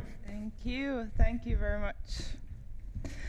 So, my name is Eva. It's a great pleasure to be here with you today.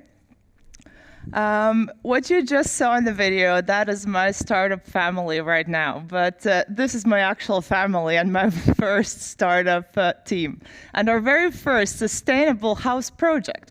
So this house that you see here was actually retrieved from a demolition site by our mother. She holds a PhD in architectural investigation, and I was lucky enough to go on treasure hunts with her as a kid. What we found were amazing wall and ceiling paintings, antique tiles, beautiful floors made out of solid wood, among other things, and treasures like this. This is Count Minda Manor, a real treasure. It is a state importance monument in Latvia. So, unfortunately, today it looks like this. What is happening is it is falling apart, it is contaminating the environment, and needless to say, none of the amazing materials used in this amazing historical building are being repurposed, let alone recycled. Now, why is that happening? Why are we allowing this to happen? It really makes me sad. And for that reason, I would like to ask for a moment of silence for all of the amazing buildings that we have trashed. Thank you. Thankfully, there is a hope. There is a great hope, and right now is the best time to act. Thankfully, EU understands that, and with the Green Deal, they have already requested that 70% of all construction materials will be repurposed. In Norway, we live in a great country here, and this is the best place for Material Mapper to start, thanks to all of the new regulations and laws that are coming into practice. So that will really take material reuse to the next level. However, the government and the corporates and the innovators have to communicate and cooperate in order to make this real. And that is why we founded Material Mapper, a data platform to connect the entire infrastructure of construction.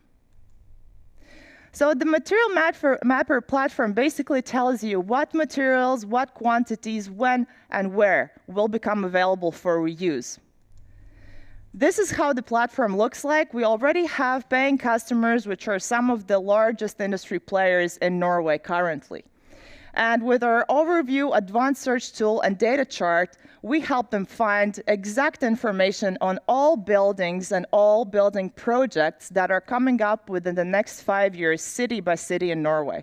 So you can find information on materials that the building consists of, the demolition promoters and applicants, or renovation promoters and applicants, and exact information about the materials in the reuse report, which means that those materials can already be taken and reused in a new project.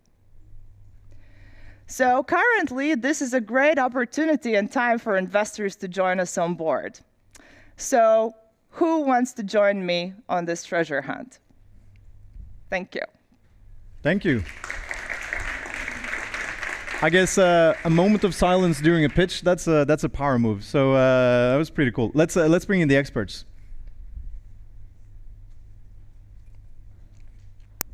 Yes, hi. I'm so glad that you're on this treasure hunt. This has for long been seen as the holy grail of the circular economy. If we could have sensors in building and track all the materials and reuses and ensure that the CO2 emissions of the construction industry would go down. But this being for a couple of years now, being seen as the holy grail means that a lot of startups are popping up in this area. So what are your thoughts around competitiveness and this who will probably be a platform competition?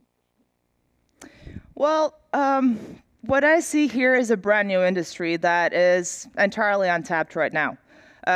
What exists right now and why I started doing what I'm doing is that there are several marketplaces that have been around for a while. In every country, there's at least a couple that are trying to buy and sell reused materials. However, it's very hard for them to scale. Why? Because the data is lacking. Nobody knows where and when you can access large amounts of material. So that really doesn't solve the problem at its core. And me coming from a big data background, I understood that. And that's why I started digging into the data to understand how and where we can combine the data all together and put it on one platform to help those marketplaces scale and to really tackle the issue head on. So that is why we started with the data, and we are not a marketplace at this point. We are there to help marketplaces scale. Super. Yeah, we're using concrete and metals to build houses with a high cost on GHG emissions, of course. And and a lot of the solutions I've seen is actually regarding smaller waste streams, and waste streams from demolitions are huge waste stream, which is awesome. So I like it very much. But I want to know how this works today before your platform came here. Like, how do the participant, the municipalities and the builders solve this today without the platform? That's a good question, and I wish we all had a clear answer to that. This is a very new untapped infrastructure, like I already mentioned, so this really hasn't been an issue up till last year, which is when the EU Green Deal came into force. So this is brand new. We have never really tackled sustainability when it comes to construction.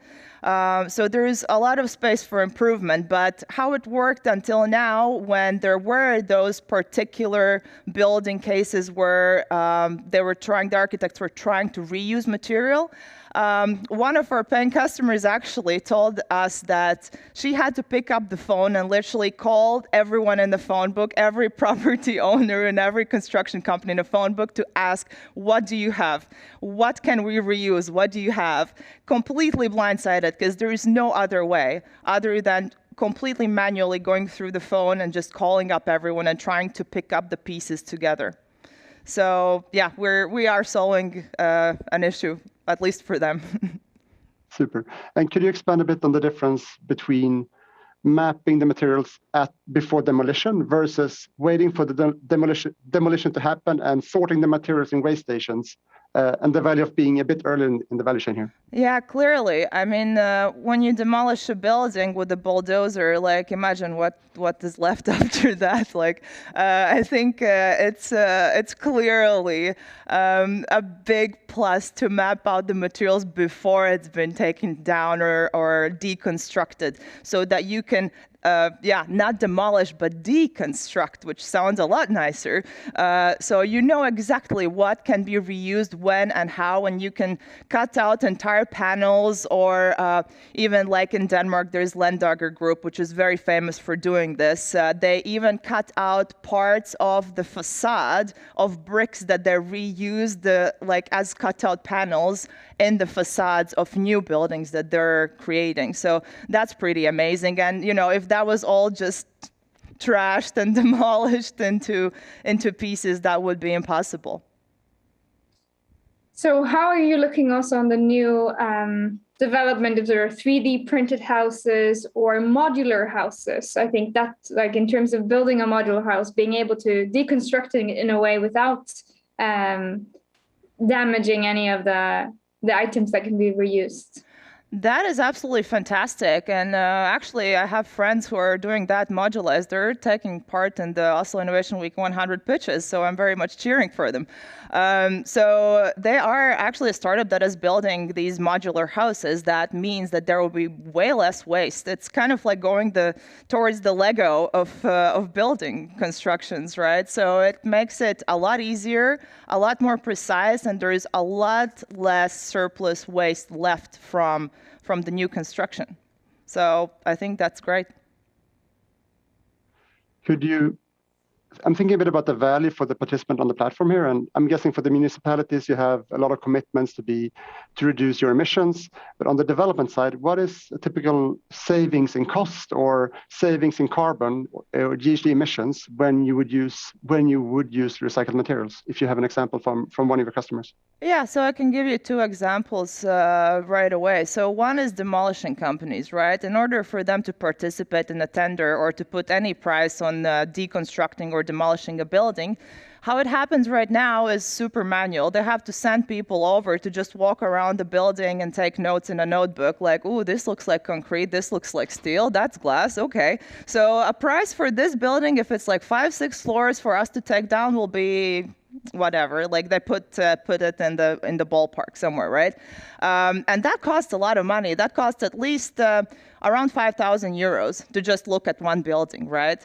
And so there's a clear value proposition. If you can see the satellite image on our platform, if you can see already all the information that we have kind of put together before they do that. So that's a clear cost save there, and manpower as well. And the other one is the one that I already mentioned, architects and construction consultancies who have to work on new buildings and new construction sustainability projects. project, who today have to pick up the phone and call random people and ask, what do you got? Like, what can I reuse from whichever building site that you've been working on?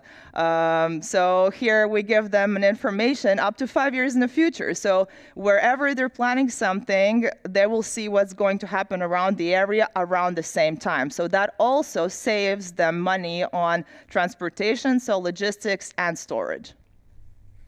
I think that's what we have time for. So much to say, but we need to give people a break as well. Thank you so much. Thank you. Thank you. Right. All. And for us now, there's one session to go, and I'd like you to join us back at 11. That's 10, 15 minutes. Please join us for the last fireside chat and 3 more companies. I hope you'll stick around. We'll see you very soon.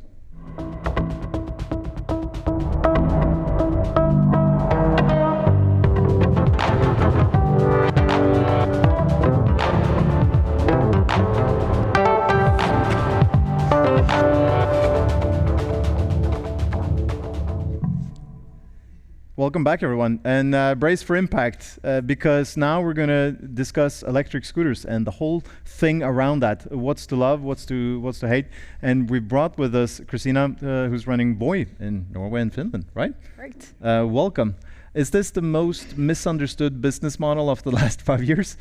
Totally objective, I would say yes, Yeah, 100%. Very, very Yes. neutral point of view. What are we not getting? What's the big deal? Or I guess the list of misconceptions here. The fantastic opportunity today is that we get to actually sit down and have this talk, and that's a great start. So I think the main misconception I would 100% say is the business model, our organization, and what we're actually trying to achieve. So starting with our business model, e-scooters and micromobility is actually the world's first fully digital, technology-driven mode of transport. That's a long sentence. Yeah. Tick that. Kind of like this event name. It's yeah. Well. Yes, but now it sits. So what we're trying to achieve and what we're actually doing is that our pledge and our vision is cities made for living, free from noise and pollution. We don't say what mode of transport we're going to offer, but we say that this is the mission, that is what we're trying to solve for. And then on technology, we're a technology company. I don't think people see e-scooters and think that this is a technology company, but that's really what we are. And then so much has happened the last 3 years. It's been a summer. Like this summer has lasted 10 years e-scooters wise. Yes. Sort of. 100%. I mean, when I joined Evoy, I think we were 33 people at the time, and we're now 723, almost counting every single day with new joiners. And we're now in 13 countries and 72 cities. So a lot has happened in such a short matter of time. So let's try and unpack this a bit more, because you mentioned the business model and the subsidized part of getting people around in general, I think is poorly understood. Usually for public transportation or for similar modes, there is a subsidized element. Yep. I mean, our pledge has been, and our idea from the get-go has been to avoid subsidies, but rather work with policymakers to ensure that we get in place the good regulations that allows for this to be both an accessible but also sustainable and affordable mode of transport for everybody that is non-need of any subsidies. So that's a bit of a difference, as you say, from how we've been thinking about transport and public transportations up until now. Yeah, this is a bottoms-up approach, right? 100%. So you really go organic, but I guess that has some issues as well. I know some people have addressed that Oslo probably has the highest e-scooter per capita number in the world. Yep. How does that look? What's the right number? Yeah, but then again, it's supply and demand, right? We've also seen the highest demand in the 72 cities we've established Evoy in. People love e-scooters. At least the 14-year-olds that are running, 3 on one scooter, they love it. They really. There's no question about that. But shifting, if you take, we've been here now for 2.5 years. I think we just surpassed 11 million rides just in Oslo alone. And if you look at on the user side, I think 71% of the Oslo inhabitants have downloaded the Evoy app and actually taken a ride, which is quite remarkable. So it's not only the 14-year-old that borderline insane. Actually, everyone is riding these things. Truly, yeah. Yep. Holy, yeah, okay. So now we start to understand a bit more about how people get around, because I see some people say that, well, this is not actually, it's not replacing car rides, primarily at least. But I wonder if that is also an unfair expectation for these things. Thank you for asking. So if you look at the just give you that. keep going. So if you see the average ride distance, we've also seen that to increase, right? And the same with the users. It's changed the last 2.5 years. If you look at the last year, you see that the average ride distance has been 1.95 kilometers, and that's a longer trip that you've actually seen to be replacing walking. So this is also increasing. And why is it increasing? What you also see is that more and more people use it as a mode of commuting, right? 50% of our rides now are monthly passes, so subscribers, which means that they also ride longer because it's more affordable, and we'll probably get back to it as well, but so much has happened also on the vehicle, so it's more comfortable to ride with longer distances. Yeah, I think that's a very poorly understood part about this business, is that the learning rate in this industry on manufacturing, but also on the business model is really remarkable compared to most other modes of getting around in the city. This has changed a lot. I think the start of this industry is in fall of 2017 on West Coast America, and now this is just a gigantic industry, most places where they can allow it. 100%. When we started August 2018 in Stockholm, it was pretty much we had the hardware in place, and it was like, get it out, well backed by venture capital money. We had the possibility to scale, right? Lots of VC money, really shitty first generation scooters. 100%. Yeah. And what has happened since? We're now on a 6th generation hardware. And the 6th generation hardware, that the millions of rides are generating a lot of learnings in terms of what do we need to improve, but also we've co-created the hardware with cities as well. So what do cities need in terms of the robustness of the scooters, in terms of emission targets? We have some cities that have requested us to put forward sensors on the scooters that track real-time pollution data. Because up until now, if you look at Oslo, for example, Ruter is putting sensors on a couple of buses every now and then, but you have hardware out on the street that actually can track this real time. So that, for example, we're doing in Italy together with the municipalities. So all of the hardware game is also changing by the requirement of cities, riders, and also what we see on the technology side and where we see actually development. Yeah, it's a good cue for anyone who's trying to understand and assess new things as they come. Well, you have to actually look at the learning rate and the development, how fast things are adapting into this. But so what do you know then about data? How do people use cities? You collect some of this. You share it. How can we know? And this is also a part of something that is perhaps like a bit misunderstood about the complexity of the business model, because you have the hardware game that involves high demands on logistics, on operations. That is very heavy for those with experience with that. But then you also have the software side and the data side, because what we're doing is that we're monitoring this fleet real time. So on the software and the data side, every vehicle is pinging in data every second. And they're pinging in data on location, which is important for cities to know, okay, where is it actually being used? Where do I need to adopt infrastructure? But it's also pinging data in terms of where is the app openings? So where are people trying to look for a scooter and a service, but they can't find it? Okay, what does that tell us in terms of public transport need? Where do we need to place the e-scooters? Where do we need more bus lines, et cetera, et cetera? And this data, we're just touching the starting point of what that can materialize into. Yeah, because there's a sense that this, some people compare this to leeches, just modern leeches in the city, not really interacting with and collaborating. It's not an integrated solution. So what's your path to get there? How can you offer this to cities to make it more valuable? We do it already, but we see it's different. We see it as different in every city. How far they've come in terms of being able to receive and actually handle the data as well. So 2 years ago, my first project together with the cities, we're creating a city data dashboard that shows real-time data in terms of where in your city are the e-scooters being used, what's the top 10 location to and from, and in which area do you actually need parking spots, right? So we can give the cities real-time understanding of like, this is the top 10 areas that people go to and from.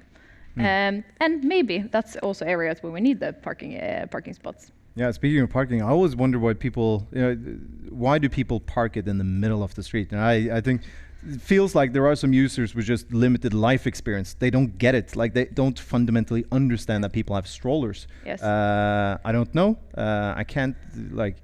I think, you know, why are people like that? We've done a lot of research on it, and what you also see is the adoption curve of all new tech as well. So if you look at the adoption curve of all new tech, it's often the kind of risk-taking, younger part of our population that try out the new tech as a starter.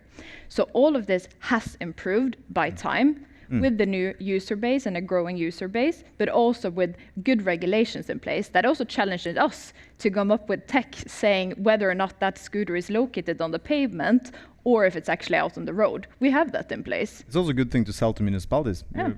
E-scooters. It used to be worse. Yeah. It's much better now. Yeah. Go out, tell the world. Yeah, no, it's improving. We're learning.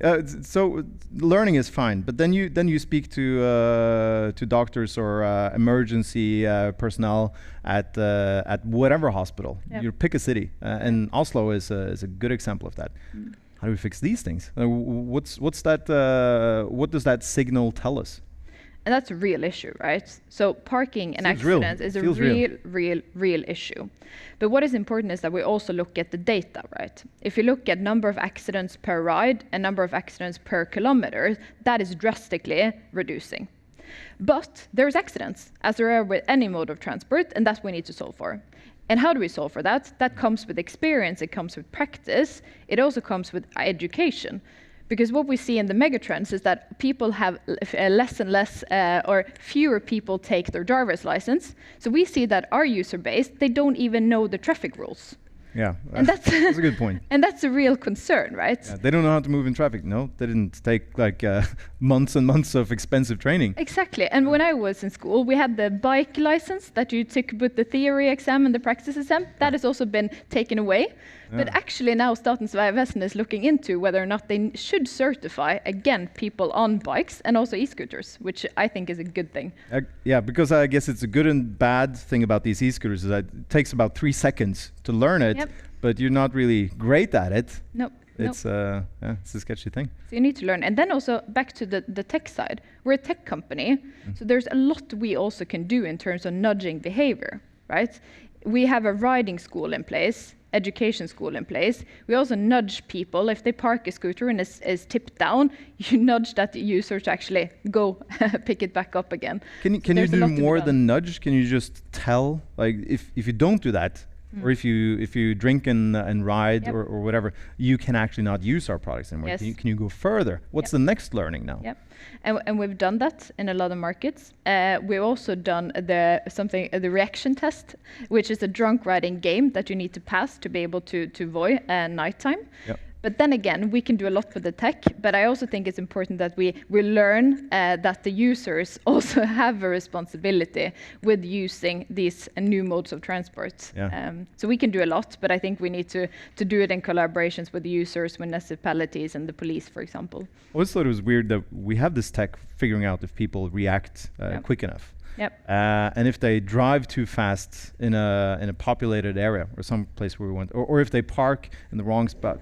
Like, how about using that technology to, maybe look at cars? I don't know. Is that like the heresy? Yeah. It's And again, going back to the long first sentence of the world's first fully digital mode of transport, the technology that we have in all the scooters in the IoT box, that same technology is in all the Teslas that we're currently out driving.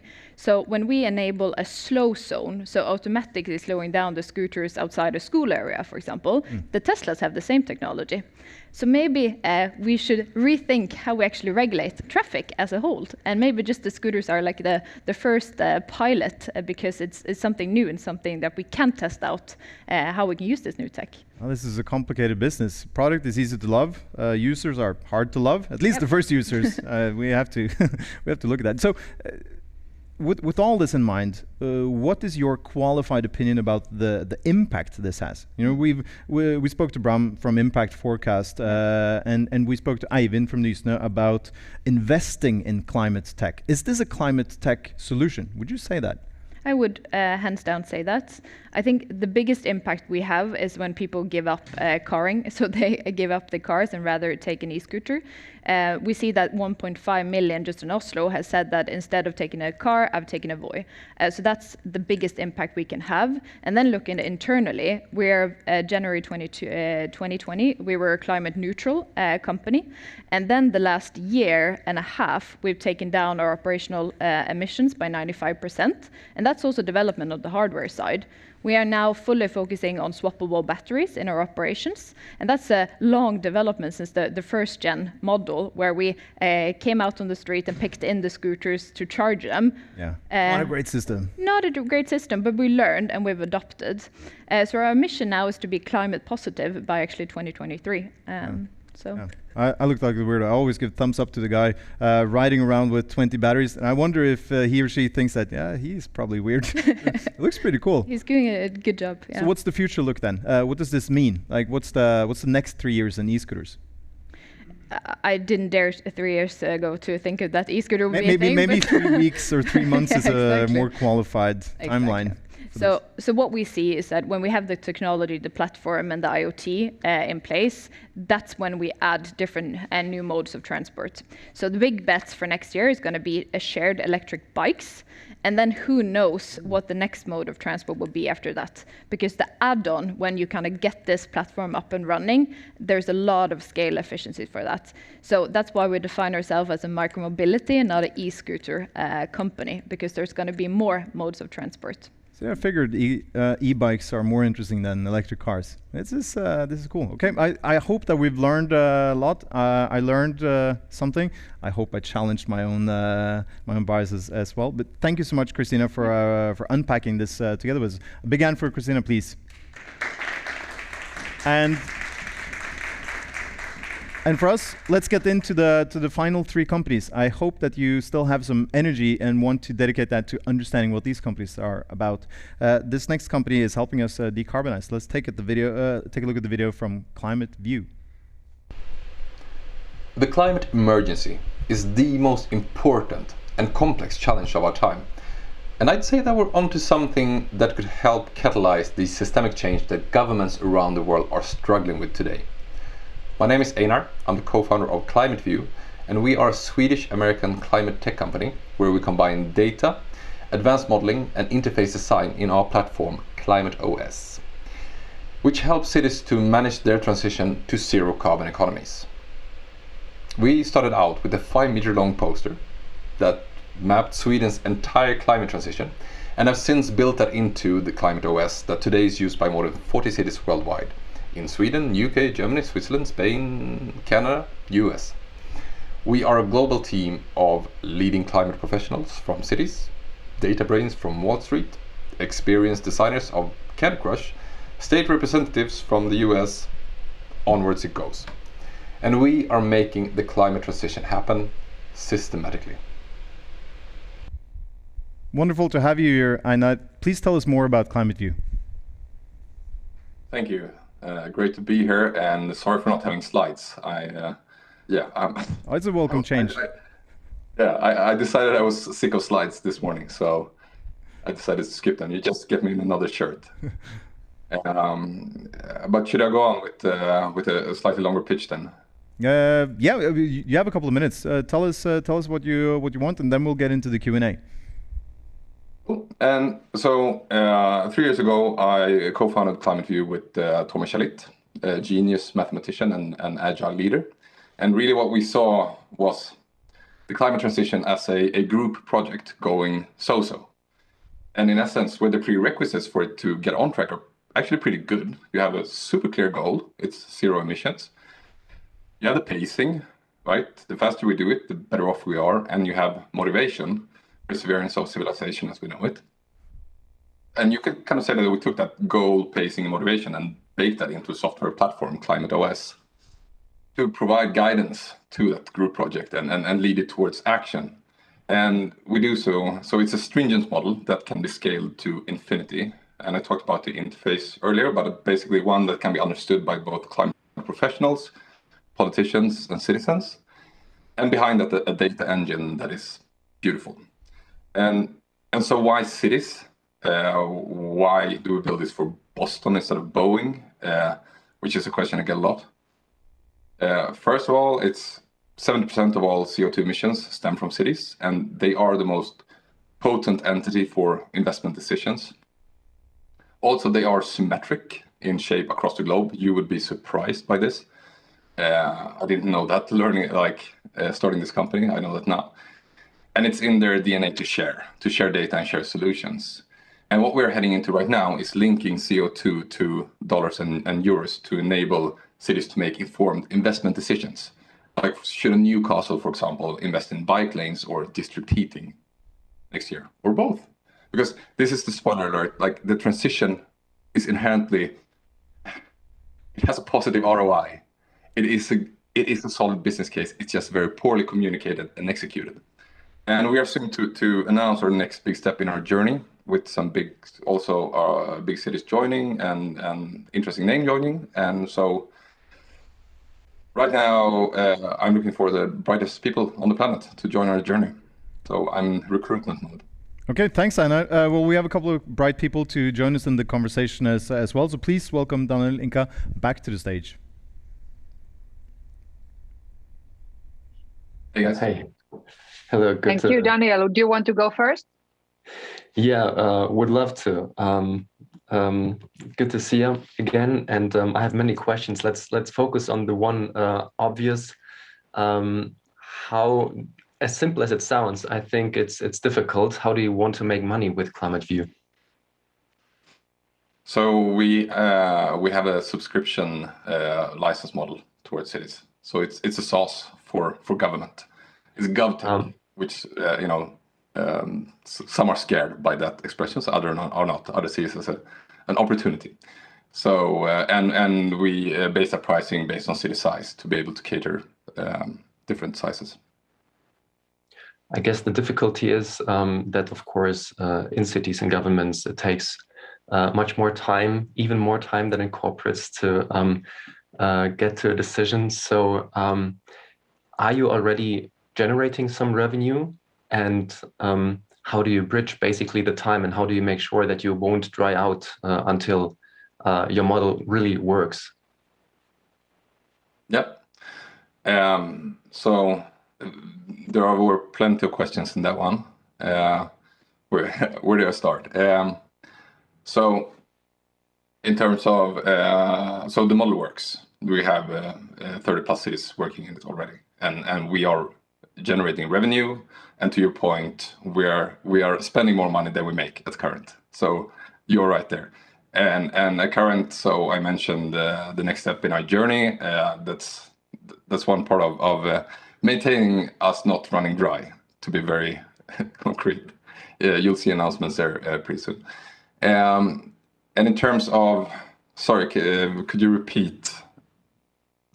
Yeah, so basically you already answered the main questions. If you are not, so the drying out, if you have, so I was afraid that I've seen many startups who really also in the digital health space, something different, but their customers are public institutions. So I've seen many kind of dying on the long way to get them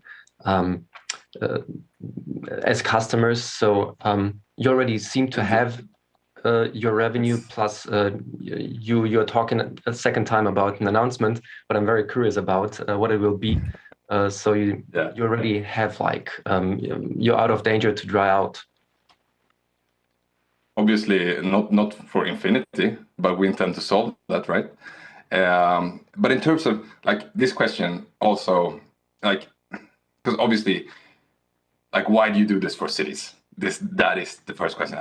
Can you drive revenue from that? And in one way, obviously cities might be slower, but also quicker because they have pressure from underneath. Just seeing in the latest election in Germany now, the pressure built up from citizens for cities to act, because you have 2,000 cities across the globe that have declared climate emergency, saying they're going to be carbon neutral by 20x something. On the follow-up question of how, I dare you to find a city that has a good answer. Actually, Oslo has the best answer in the world. So congrats, Oslo. They're actually the only city that we see that is really working inherently with carbon and like linking carbon and financials in city planning. So my hats off to that. But apart from Oslo, you know, the how question is rarely answered in a good way. So what I'm getting to that, there's an emergency also driving more speed in this than the health space, because I have friends who have run similar stuff in health space, and I agree there's a well-filled cemetery there. Yeah. So hey, maybe to follow on with the topic, I totally agree with you that cities actually will drive the demand for climate-based solutions, but it's not just cities within this ecosystem. It's basically the construction companies, it's basically the policymakers, it's the whole end-to-end value chain relating to circular materials and also energy solutions and so forth. And the thing that from investor point of view makes it very complex is that even though you have like cities investing a lot into climate-based solutions and they need the data, the decision-making process is very different per each city. And that is like my struggle here, trying to understand that how do you scale your go-to-market efforts? Could you try to address this a little bit? Like how do you make that go-to-market scalable within your startup? How do we make the go-to-market scalable within our startup?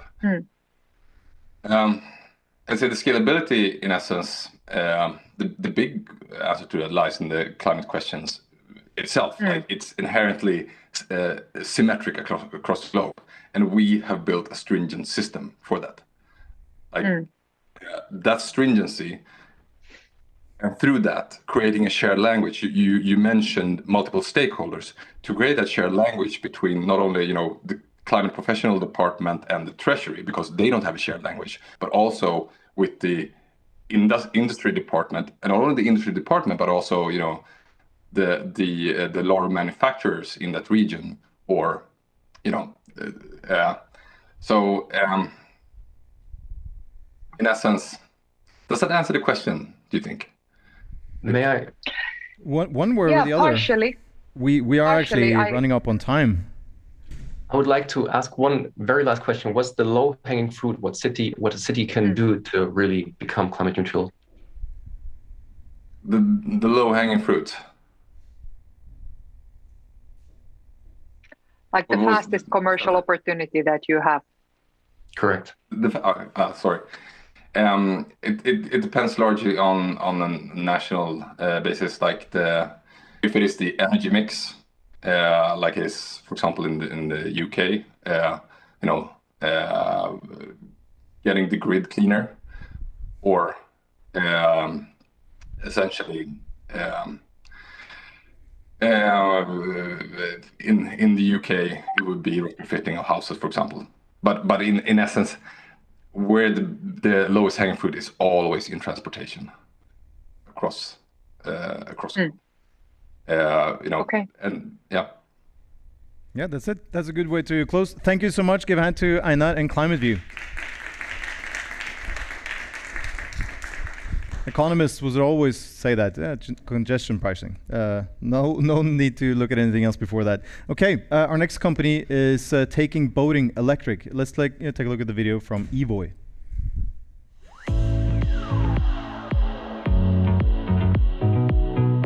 Evoy designs and delivers the most powerful electric motor systems for boats in the world.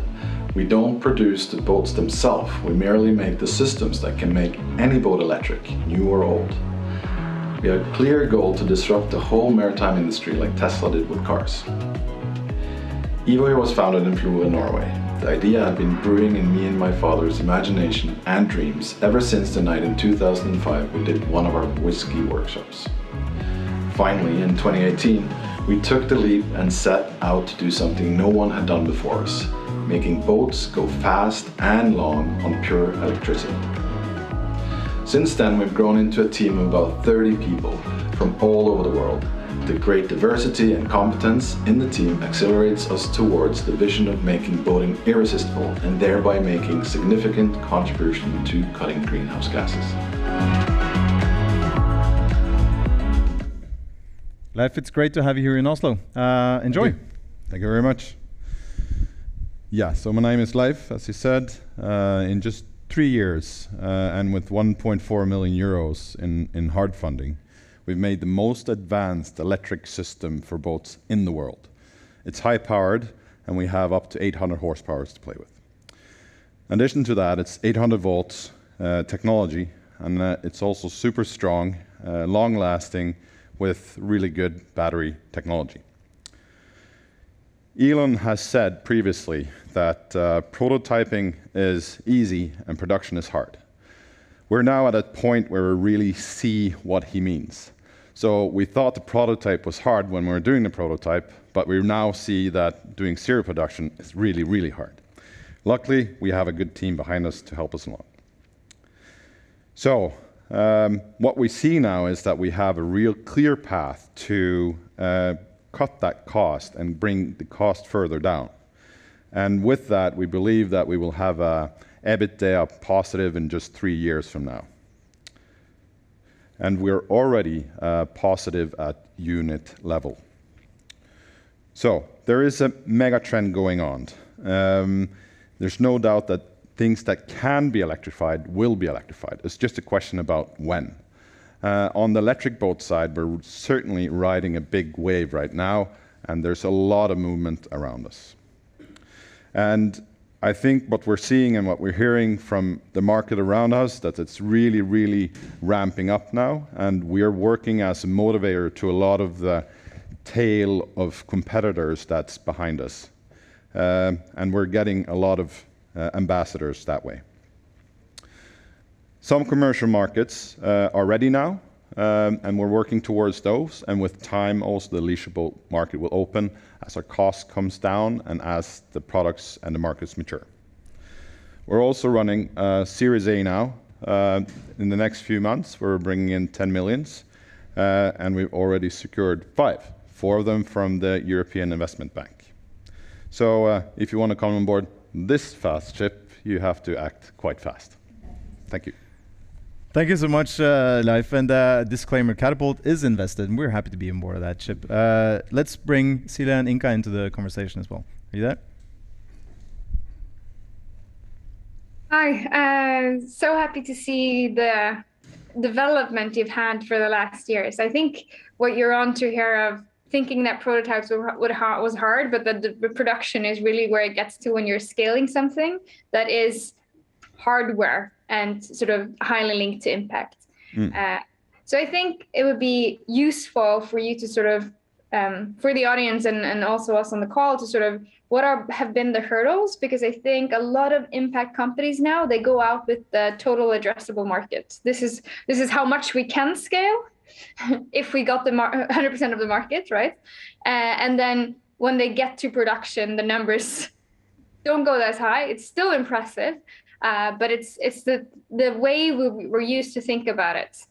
So it would be great to have your thoughts on that. Well, I think there were several questions there, but I think the hurdles that we met on the way is quite additional. So it's competence, it's capital, and it's technology. I think it's the main 3 ones. So we've been working on all those 3 axes to address them as we've gone along. As to the maturity of the market and the product market fit and how quickly the market grows, yes, we see the same. We thought a year ago that we were super ambitious and the customers would just not come knocking on the door and just be super forward-leaning. They're not. We actually have to go and knock on their doors. But once we are in dialogue with them, the enthusiasm is fantastic. It really makes my day, the days when I have time to actually do some of the phone calls and meeting with the customers myself, because the enthusiasm is just over the top.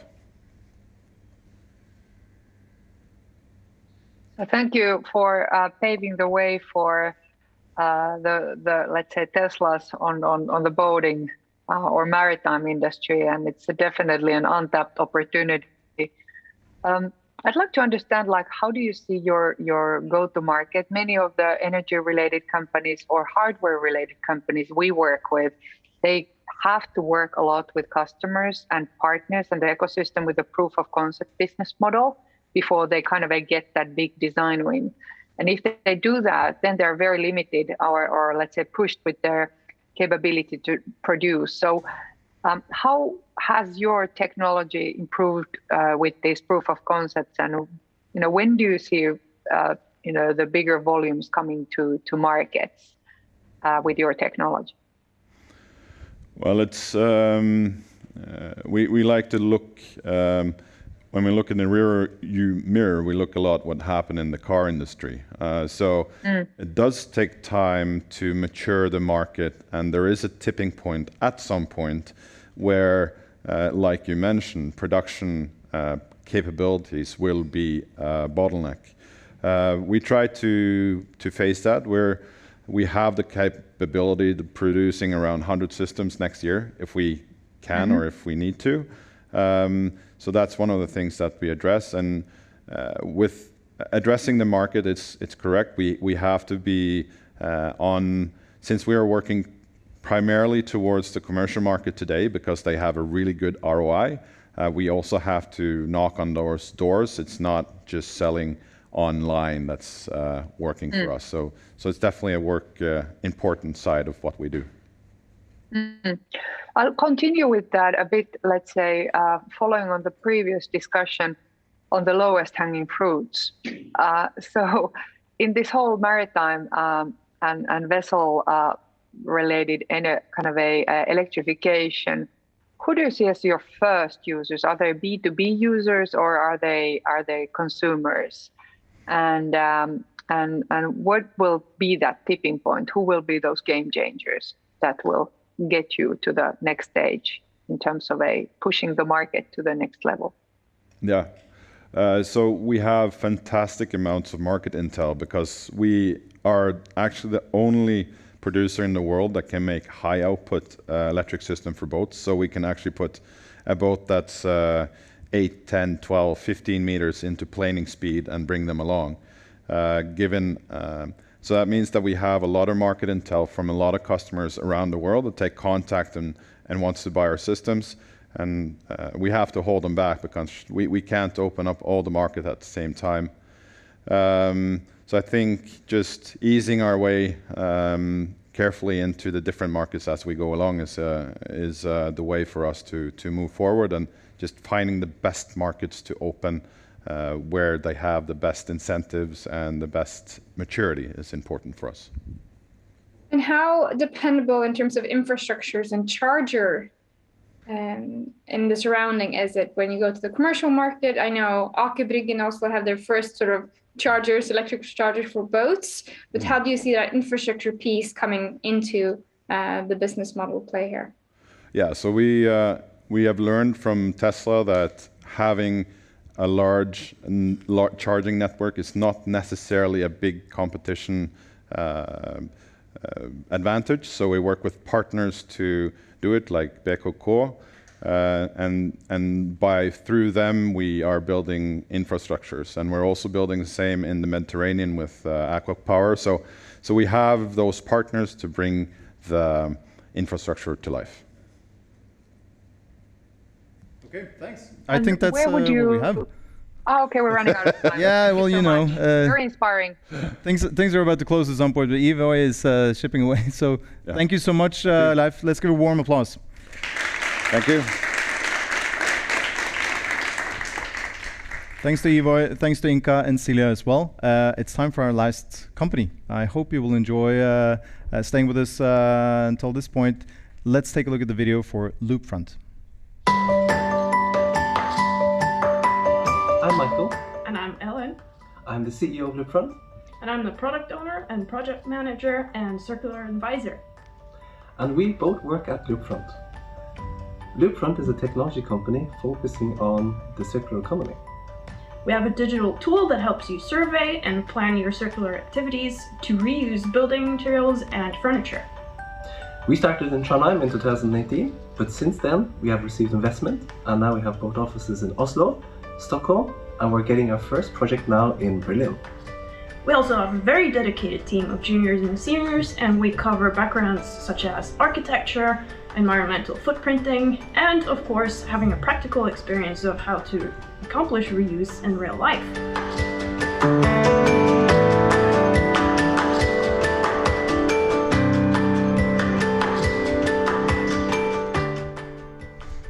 Michael, it's a pleasure to have you on stage with us. Thank you. Tell us more about Loopfront. Yes. Firstly, I want to say that I'm stoked to be here today.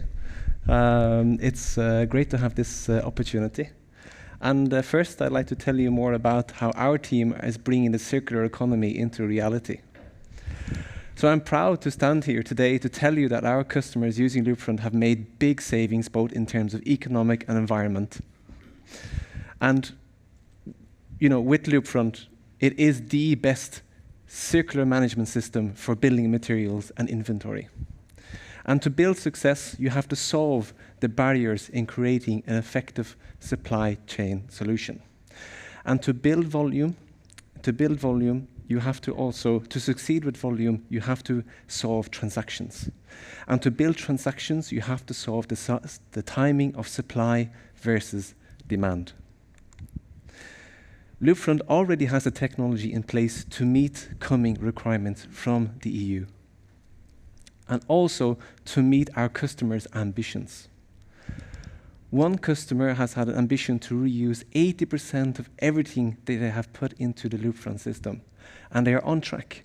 Currently, Asker Kommune in Norway are reaching 83% reuse. One customer in Sweden, Östersund Kommun, the value of all materials that they have reserved for reuse is roughly 7 million Swedish kroners. In just 10 hours, our customers have managed to survey a whole building and understand there are many products for reuse, saving lots of CO2 and, of course, economic savings. Right now, our customers tell us that everything that they own has a value. Producers also need materials.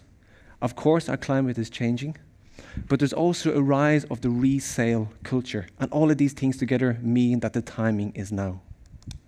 So far, we have completed almost 9,000 transactions, but now we are expanding our functionality for B2B trading of materials. And now we are starting the adventure in Germany. We have got our first customer who are looking to solve challenges also to become circular with reusing materials. Thank you very much. Michael, thank you so much. Let's give a round of applause for that. It's the last presentation of the day. And it's my pleasure to also introduce the last expert panel for today. Daniel, Joel, are you there? Yes, I can hear and see you. Super inspiring to see all these solutions in different spaces with high climate impact. So grateful to be here today and see all the solutions to begin with. Michael, great presentation. Thank you. I actually used to work in this space as my first job. So I used to take care of furniture at a big real estate company, probably 20 years back, 25 years back. And I know the problem. Like, can you find 10 more of these chairs? Yeah. And you would have no clue where to find them. Could you describe a bit about the scale of the problem? So for one of your customers, how many items would you have? How large is the problem for them today? Sure. With the example with Asker municipality, they are roughly the 6th largest municipality in Norway. So to give context, they have about 7,000 employees. Every year, they spend roughly around 30 million kroners, 3 million euros on the purchase of new inventory. And many municipalities also have this type of budgets also with purchasing new materials. So the scale of the problem is big, and with this one customer, in terms of timing, within 18 months we helped them reduce that budget by approximately 50%. And of course, talking to prospects in Norway, prospects in Sweden, Germany, everybody has the same problem. They don't have an overview. They don't have any system that allows their own organization to become more circular in how they operate. And we see that in the amount of waste that's being generated in every country. So yeah, the scale is definitely large. Everybody has the same problem. Yeah, thank you very much for the presentation, and also maybe Joel, I liked your opening question, and also that you are here in the space, also giving some overview to all of us.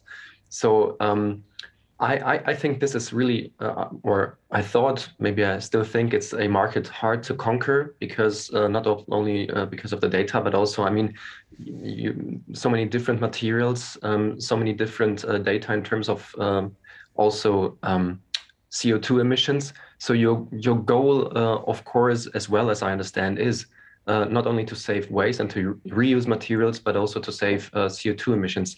Have you done any calculations there, and how do you put this also into your day-to-day business? Sure. We started first by realizing that it's a very tough job to perform CO2 calculations on all materials. So we are now the first EU circular software company in the EU has made a connection to a supplier of CO2 data. We have made an API connection with this company. So we are no longer the silo of data. We get their data so that during the registration process of materials, that customers automatically, without having any experience or background or need to do CO2 calculations, that they automatically get a very accurate estimation about how much CO2 they can save the moment they register their material. And that's very important to have that, that value quite quickly. And it also increases the incentive to understand the potential in our buildings. Super. Could you expand a bit more on the decision to go with both materials and inventory? Because you see a few of the competitions would be a bit more focused and like the value of being a bit broad. Yeah, basically the decision came from a customer who said that they would like to have one system for both inventory and building materials.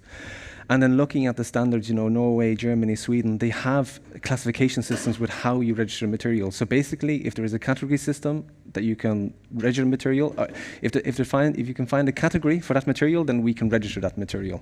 So we don't create any limitations. And also in terms of the reuse process, even though inventory and building materials are different, there is also a lot of overlap that customers need to have to understand the value of them quite early so that the potential to reuse them increases. So that was the reason. Basically, customers looking for one system.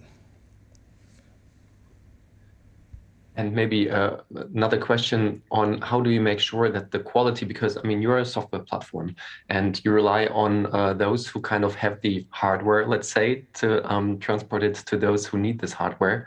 How do you make sure that the quality is right? Hardware, you mean the actual materials?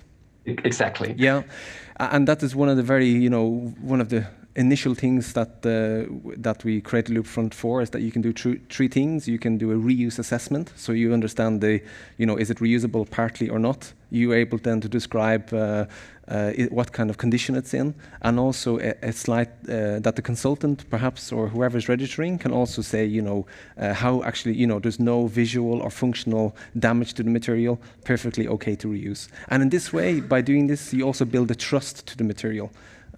So that you increase the incentive again to reuse it. So that was quite important thing to build trust to the material. And a follow-up to Daniel's question about the friction of finding what you look for and basically understanding that you need it. How have you integrated on a vertical level with maybe transportation or reuse, like refurbishing of materials today, and how do you plan to scale that to different cities and different locations? Because that could be a messy problem. Sure. I mean, there's two questions to answer there. The first is that what we do is, as a software company, we provide the data so logistical companies, storage companies are able to perform better services to our customers. And in terms of reuse and repair and recycling, we also allow our customers to identify what materials need repair. And through one project with a customer, they actually used as an opportunity to have social entrepreneurship, where they involved people who did not have jobs from before or were kind of looking for something, that gave them a chance to train up and get new skills with repairing. And I think this is a great way to also to find new employment and green jobs in the future. So I definitely see scaling there also. What a way to close. Yeah. That is beautiful. Let's just say thank you so much to Michael, to Loopfront, and to also Joel and Daniel. Thank you. I think actually this is a good way to start wrapping things up.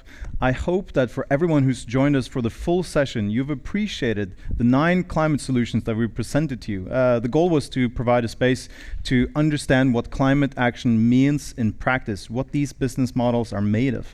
And so for the companies that have presented, and for the fireside chats and the people we have there helping to explain and give us their perspective on climate tech, we should be thankful for that. Also some other thanks for everyone who brought Oslo Innovation Week to life. That's the city of Oslo and it's Innovation Norway. And I know how much of an effort that is because I used to do that. That was my previous job. I will go back to investing in small climate tech companies. That's my thing. But finally, let's just make sure that we appreciate the most precious resource in our industry, which is founder time. So appreciating the founders who took time to present their companies and to help us understand and put things into perspective. This was Nordic Climate Tech Demo Day. Thank you so much.